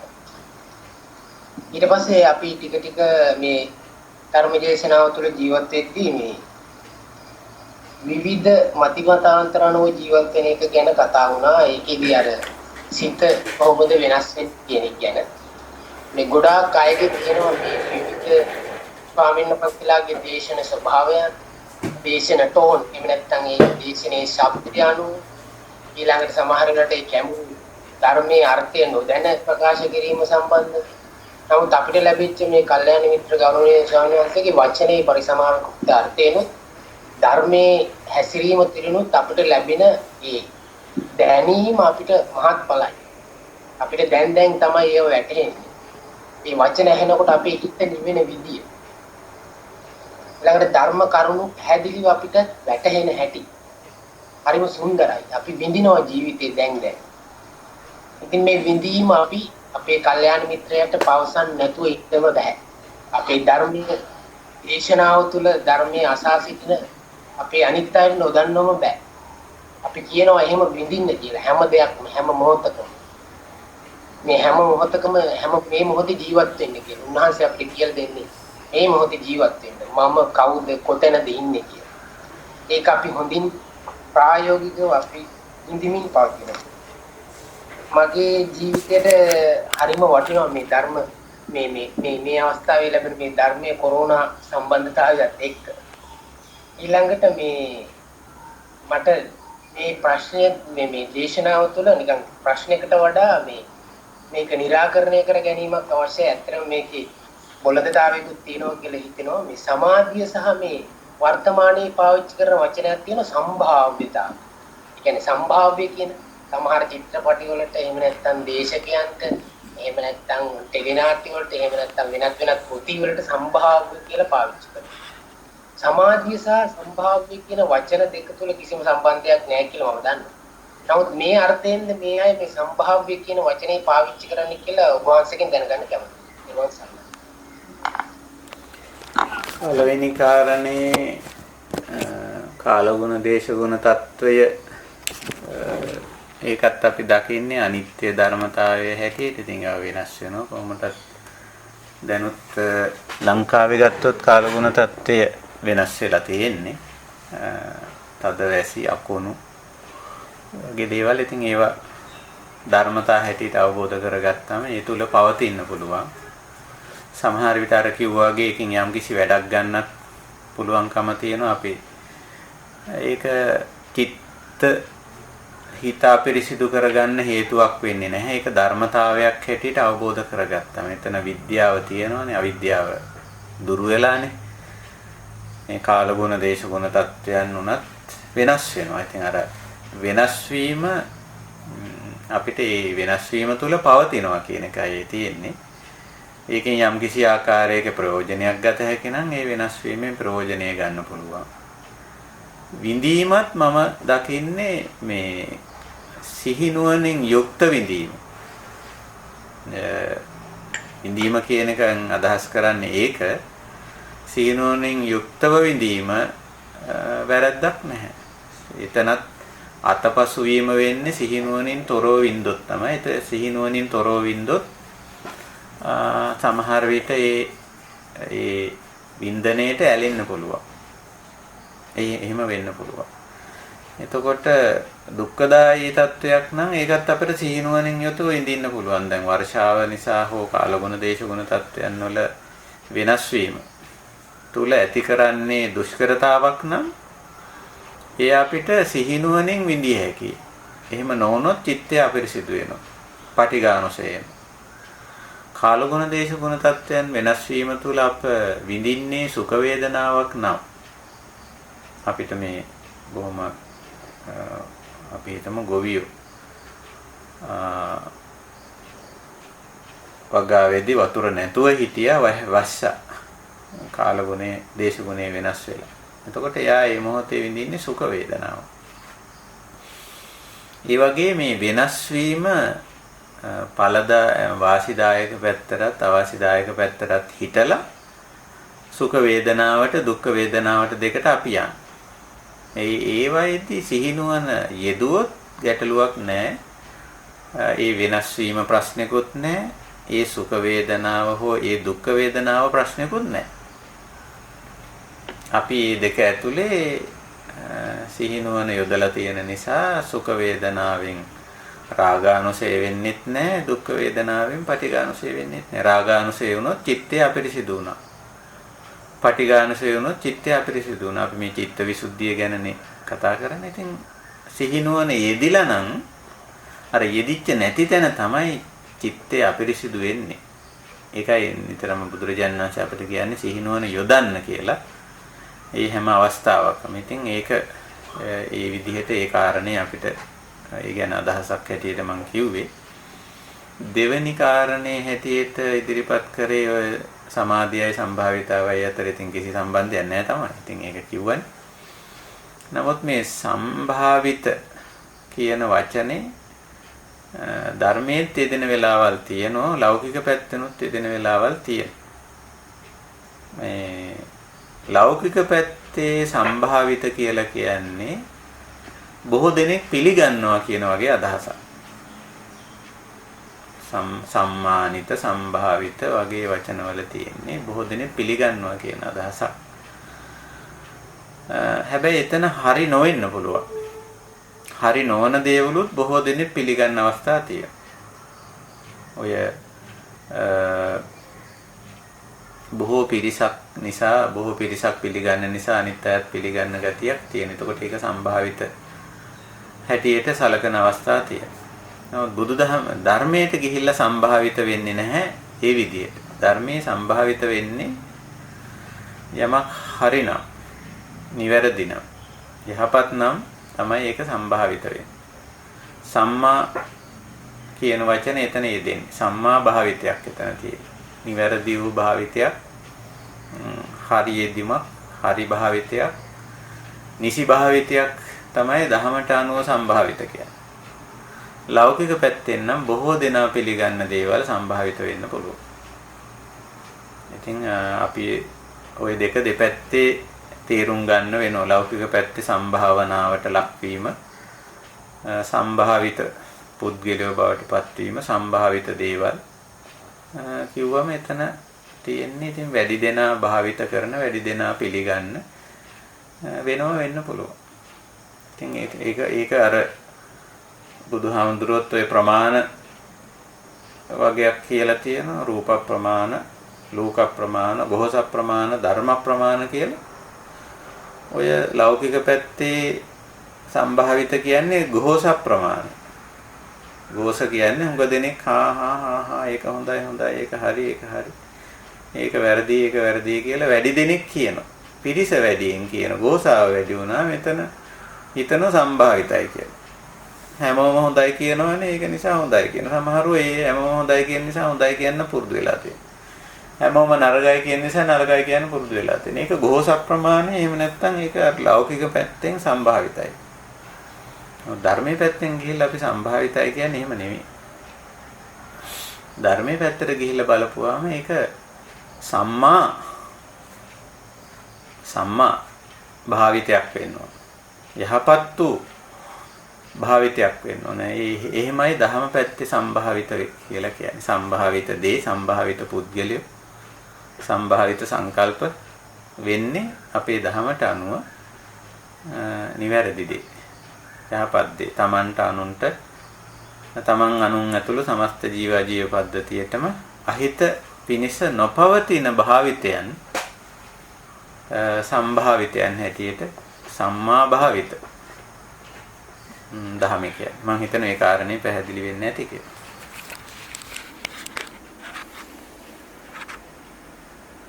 ඔව්. ස්වාමීන් වහන්සේ ආර්ය පුද්ගලයා ලෝකයේ දකින්නේ හේතුඵල අනුව. අනාර්ය පුද්ගලයා ලෝකයේ දකින්නේ දෙයක් කෙනෙක් යන ඝන සංඥාවෙන් ආකල්පය දරමින්. නමුත් ආර්ය පුද්ගලයාට බාහිර අරමුණු ග්‍රහණය වන නිසා හැම මොහොතකම හේතුඵල නොදකින නිසා බාහිර ලෝකයේ සමග සම්බන්ධකම් පැවැත්වෙනවා. එවිට ඇලීම ගැටීම සිද්ධ වෙනවා නොවේද? අනිත් එක එය ආර්ය කුසලයට හානියක් වෙනවා. රාජකාරියක නියැලී සිටින විට කෙසේද ආර්ය මාර්ගය අනුගමනය කරන්නේ? ඔව් මෙතන තියෙනවා සම්මුතික කාරණේ සහ පරමාර්ථය කියන දෙක. අපි දෙකම තේරුම් ගන්න ඕනේ. සම්මුතික වශයෙන් අපි පුද්ගලයෝ ද්‍රව්‍ය භාණ්ඩ වස්තු හැටියට තමයි අපි සම්මුති සත්‍යය තුළ අපි ඒක ඉදිරිපත් කරන්නේ. ඒක සම්මුතිය තුළ එහෙම තමයි.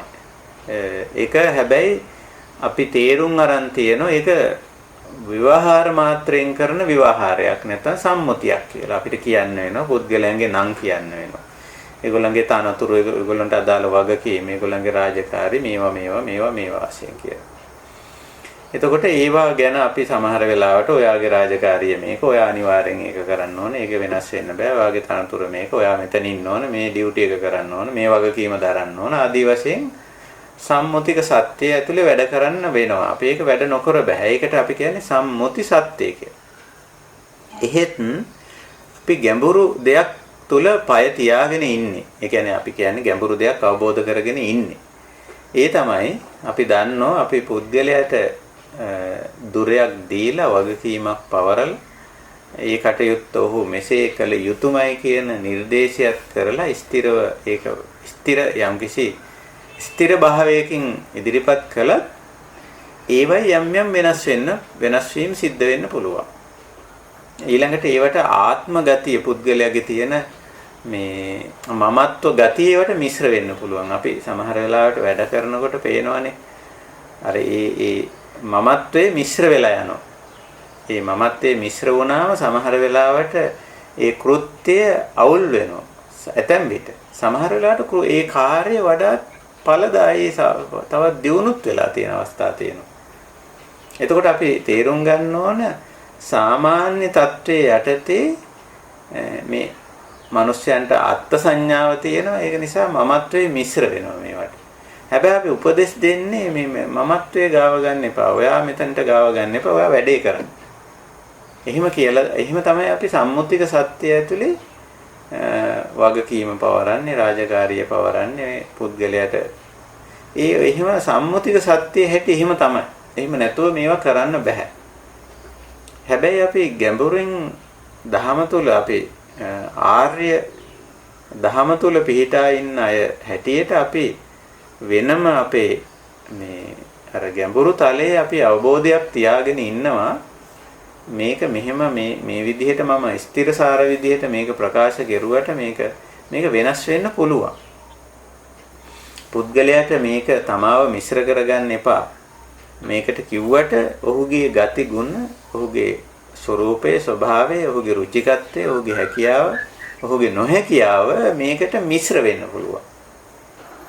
ඒ ලක්ෂණ අපි ගැඹුරින් අවබෝධ කරගෙන ඉන්නවනම් මෙතන ප්‍රශ්නයක් නැහැ. අපි සම්මුතිය සහ සම්මුතික සත්‍ය සහ පරම සත්‍ය දෙකම අපිට වැටහෙනවා මෙතෙන්දී. තේරෙන නිසා අර සම්මුතික විවාහාර ටික අපි ඒ තුල යනවා. හැබැයි ඒක වෙනස් වුණා කියලා අපි එතෙන්දී ප්‍රකම්පණය වෙන්නේ, ගැටලුවටපත් වෙන්නේ. අපි දන්නවා මේ සම්මුතික සත්‍යයන් වෙනස් වෙනවා කියලා. මොකක්ද ඔබතුමීට ඒක ගැන තව යමක් පැහැදිලි කරගන්න අවශ්‍යද?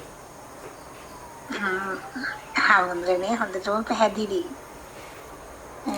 ඔබ වහන්සේට නිවනට කුසලයක් වේවා කියලා මම ආශිර්වාද කරනවා. දැන් එහෙමනම් අපි මේ චිත්තවිසුද්ධිය පිළිබඳ යම් සාරාංශයක් ඉදිරිපත් කරලා අපි චිත්තවිසුද්ධිය පිළිබඳව මීට එහාට සාකච්ඡා කරන්න බලාපොරොත්තු වෙන්නේ නැහැ. අපි ඊයේත් අදත් කතා කළා මේ සප්තවිසුද්ධියෙන් දෙවනි එක හැටියට අපි ඉදිරියෙන් තියාගෙන කොහොමද මේ හිත කියන්නේ මොකද්ද? ඒක අපිරිසිදු වෙන්නේ කොහොමද? පිරිසිදු කරගත හැක්කේ කෙසේද කියන කාරණා අපි විමසුව සාකච්ඡා කළා. ඉතින් ඊයේ අපි පළවෙනි පියවර හැටියට හැම දිනාටම ඉදිරිපත් කළේ හිත දිහා බලන්න. හිතවත් කරගන්න. හිත ක්‍රියාත්මක වෙන හැටි ටිකක් දකින්න. චිත්ත අනුපස්සන, චිත්ත පටිසංවේදී ওই විදිහේ වචන අපේ දහමේ බුදු පියාණන් වහන්සේ යොදලා තියෙනවා. හිත දිහා බලන්න, හිත ගැන සංවේදී වෙන්න කියන දේ තමයි හුඟක්ම පැහැදිලි කරලා තියෙන්නේ, දක්වලා තියෙන්නේ. ඉතින් එහෙම වෙන්න ඕන, අපි එහෙම අභ්‍යාසයක යෙදෙන්න ඕන. සිත ගැන, හැඟීම් ගැන, සිතිවිලි ගැන, අදහස් ගැන සංවේදී භාවයක් ඇති කර ගන්න ඕන. එතන පටිසංවේදී කියන වචනේ දීලා තියෙන ඔය ආනාපාන සතියේදී මේ වචනේ සමහර ආනාපාන සති භාවනාවේදී මේ කමඨහන විස්තර කරන තැන ඔබට හමු වෙලා ඇති චිත්ත පටිසංවේදී කියන වචනේ. ඒ වගේම චිත්ත සංඛාර පටිසංවේදී කියන වචනේත් එතන යෙදිලා තියෙනවා. චිත්ත පටිසංවේදී, චිත්ත සංඛාර පටිසංවේදී කියන යෙදුම් දෙකක් තියෙනවා. මේ චිත්ත පටිසංවේදී වෙන එකයි පළමු දේ අපේ සිතවිලි දකින්න අපි උත්සාහ කරනවා. ඉතින් එහෙම සිතුම් පැතුම් ඇති වෙනව නේද මිනිස්යන්ට? මටත් මා තුලත් මේක වෙනව නේද කියලා. ඉතින් ඒක ගැන නිකන් මනාපමනාප ගතියකට යන්නේ නැතුව සංවේදී වෙනවා. මනාකොට දැනගන්නවයි කියන අදහසක් වගේ ඒකේ තියෙන්නේ. පටිසංවේදී එහෙම වෙනවා. ඊළඟට කියනවා චිත්ත සංඛාර පටිසංවේදී කියලාත් කියනවා. චිත්ත සංඛාර කිව්වේ වේදනා සංඥා දෙකට. ඒ දෙකෙන් තමයි චිත්තය සකස් කරන්නේ. නැත්තම් සකස් කිරීමට ආධාර වෙන්නේ මේ දෙන්න. චිත්ත සංඛාර. ඉතින් ඒව දිහත් බලන්න ඕන. මොකද මේ සිතවිල්ලක් ඇති වෙන්නේ යමක් විඳීම හෝ හඳුනා ගැනීම නිසා. ඉතින් විඳීම් හඳුනා ගැනීම දෙකෙන් තොරව සිතවිලි ඇති වෙන්නේ ඉඩක් හම්බ වෙන්නේ නැහැ. පස්ස වෙලා යමක් පස්සපච්චය වේදනා යං වේදේති තං සංජානාති. වේදනා සංඥා. ওই දෙකෙන් මොකක් හරි එකකට පුළුවන් චිත්තයක් අවුලවන්න. යමක් අඳුනගත්තමත් පුළුවන්. යමක් වින්දමත් පුළුවන්. ඉතින් චිත්ත සංකාර කිව්වේ ඒවට. ඒව ගැන මේ අපිට දැනුමක් නැත්නම් අපිට දැනුවත් බවක් සතිමත් බවක් තියෙනවා. මෙතන මේ ඇති උනේ යම්කිසි සුඛ වේදනාවක්. නැත්නම් දුක්ඛ වේදනාවක් ඇති උනේ කියලා. එහෙම නැත්නම් මෙතන ඇති උනේ අඳුනා ගැනීමක් සංඥාවක් ඇති වුණා. මේකේ ගතිය, ගුණය, ස්වરૂපයේ ස්වභාවය මට වැටහුණා. තේරුණා. අවබෝධ වුණා. ඒක නිසායි මට මෙහෙම හිතුනේ. එහෙම වෙනවනේ. එහෙම හිතෙනවා. එතකොට අර මේ චිත්තයට අදහසට හැඟීමට පාදක වෙච්ච අර විඳීම හෝ හඳුනා ගැනීම කියන දෙන්න දිහත් බලන්න කියලා අපිට බුදුරජාණන් වහන්සේ කියන. මතන පිටිපස්සේ තව දෙන්නෙක් ඉන්නවා. වේදනා සංඥා. තවත් ටිකක් මුලට ගිහිල්ලා බලපුවම ආයතන දිහා ටිකක් බලන්න. මේ ආයතන ක්‍රියාත්මක වීමත් එක්කනේ පස්ස වෙන්නේ. සලායතන පච්චය පස්සෝ. පස්ස පච්චය වේදනා යං වේදේති සංජානා. ඉතින් ඒ ආයතන ක්‍රියාත්මක වීමත් මේ ස්වභාවික දෙයක් හැටියට දකින්න. ඔය අපි ටිකක් විපස්සනාවට එන්න ඕන. ආයතන ක්‍රියාත්මක වීමත් ස්වභාවික දෙයක්. ඒක ගැන උපේක්ෂා වෙන්න. ඒක ඒ ආයතන ක්‍රියාත්මක වීම සිහිනුවණින් දකින්න. ඒ වගේ දේවල් වලටත් අපි ටිකක් හිත යොමු කරලා බලන්න ඕනේ. එතකොට ඔය නිකන් හිත අපිරිසිදු කරගන්න තියෙන හේතු සමහර වෙලාවට අපි අවබෝධ නොවීම නිසා තමයි මේවට මේ හරි ඉක්මනට හිත අපිරිසිදු කරගන්නේ. එහෙම ඕනේ නැහැ. චිත්තවිසුද්ධිය පවත්වා ගන්න අපිට මේ දේවල් ගැඹුරින් අවබෝධ කර ගැනීම ආධාර වෙනවා, උපකාරී වෙනවා. ලොකු සහායක් වෙනවා. ඉතින් ඒව ගැන සතිමත් වෙන්න. අර සිහිනුවණින් ඉන්න අවස්ථාවේ ඒව දිහත් බලන්න. මේ වේදනාව, මේ සංඥාව දෙක උපකාරී වෙනවා නේද මේ සිතවිලි ඇති කරන්නේ. මේවා මේ ඇතුලේ සිද්ධ වෙන දේවල්. අධ්‍යාත්මිකයි මේවා. ඇතුළත සිදුවෙන කියන එකනේ අධ්‍යාත්මික කියන්නේ. අජ්ජත් කියලා පාලියෙන් කියන්නේ ඇතුළත. තමා තුල සිද්ධ වෙන දේ ඉතින් ටිකක් ඇතුළත දකින්න ඕන අපි මේ. ඉතින් මේවා ටිකක් මුලදි ටිකක් දුෂ්කරතාවයක් පෙන්නනවා. මොකද අපි බාහිරයට යොමු වෙලා ඉන්න ස්වභාවය නිසා. නමුත් ක්‍රමයෙන් අපිට පුළුවන්කම ඇති වෙනවා ඇතුළතට යොමු වෙලා ඇතුළත දකින්න, ඇතුළත බලන්න. ඉතින් ඒ සඳහා උත්සාහ කරන්න ඕන. උනන්දු වෙන්න ඕන. චිත්ත අභ්‍යාස කරන්න ඕන. චිත්ත භාවනා කරන්න ඕන. අර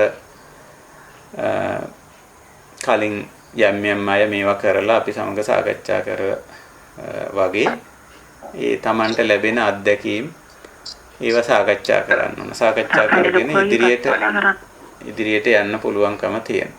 ඉතින් ඒ විදිහට අපි අභ්‍යාස කළොත් පහසු වෙනවා මේ ගමන ඉස්සරහට යන්න. චිත්ත විසුද්ධිය ඇති කරගන්න. ඉතින් චිත්ත විසුද්ධිය තමයි මේ කාර්යයේදී ඊටාම වැදගත් වෙන්නේ. ඊළඟට තියෙන්නේ අපිට දිට්ඨි විසුද්ධිය. ඉතින් ඒක ගැනත් අපි ටිකක් සාකච්ඡා කරමු. අපේ අවබෝධය නිවැරදි තලයකට ගෙනේ. චිත්ත විසුද්ධියදී කරන්නේ අපේ හැඟීම් නිවැරදි තලයකට, නිවැරදි මට්ටමකට පිරිසිදු බවට පත් කර ගැනීම. දිට්ඨි විසුද්ධියදී කරන්නේ අපේ දැක්ම, අපේ අවබෝධය නිවැරදි තලයකට ගෙනීම. ඉතින් දිට්ඨි විසුද්ධියට අදාළ නම් හුඟක් අයට ගැටලු තියෙන බව අපිට මේ පේනවා. දැනටමත් සමහර දේවල් ඉදිරිපත් කරලත් තිබෙනවා.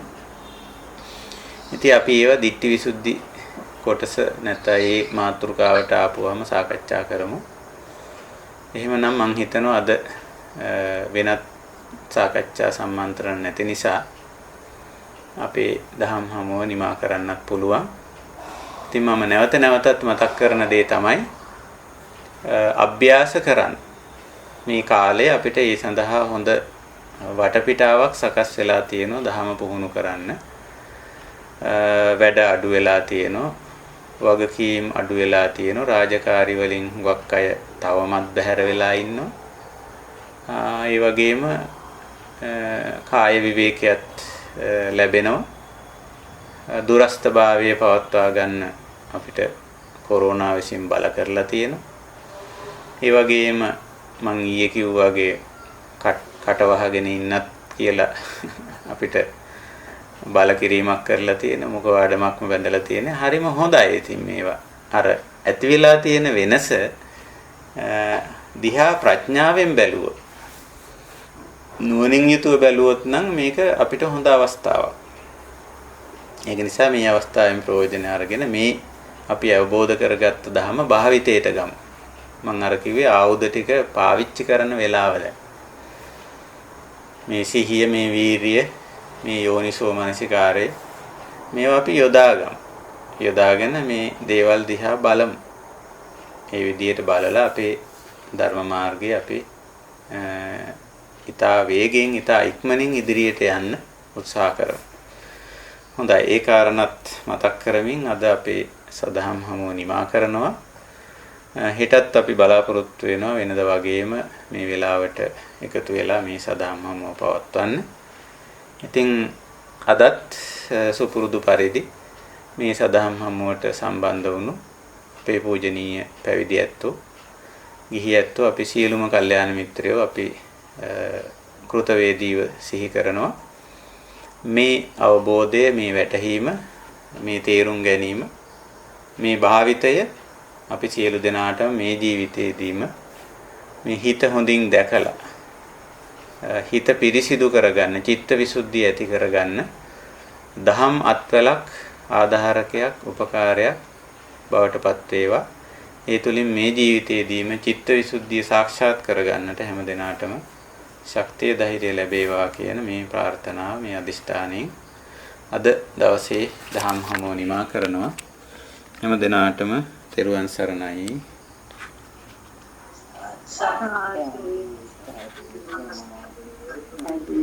සාදු සාදු අනුමෝදාමි. තෙරුවන් සරණයි. සුවපත් වේවා.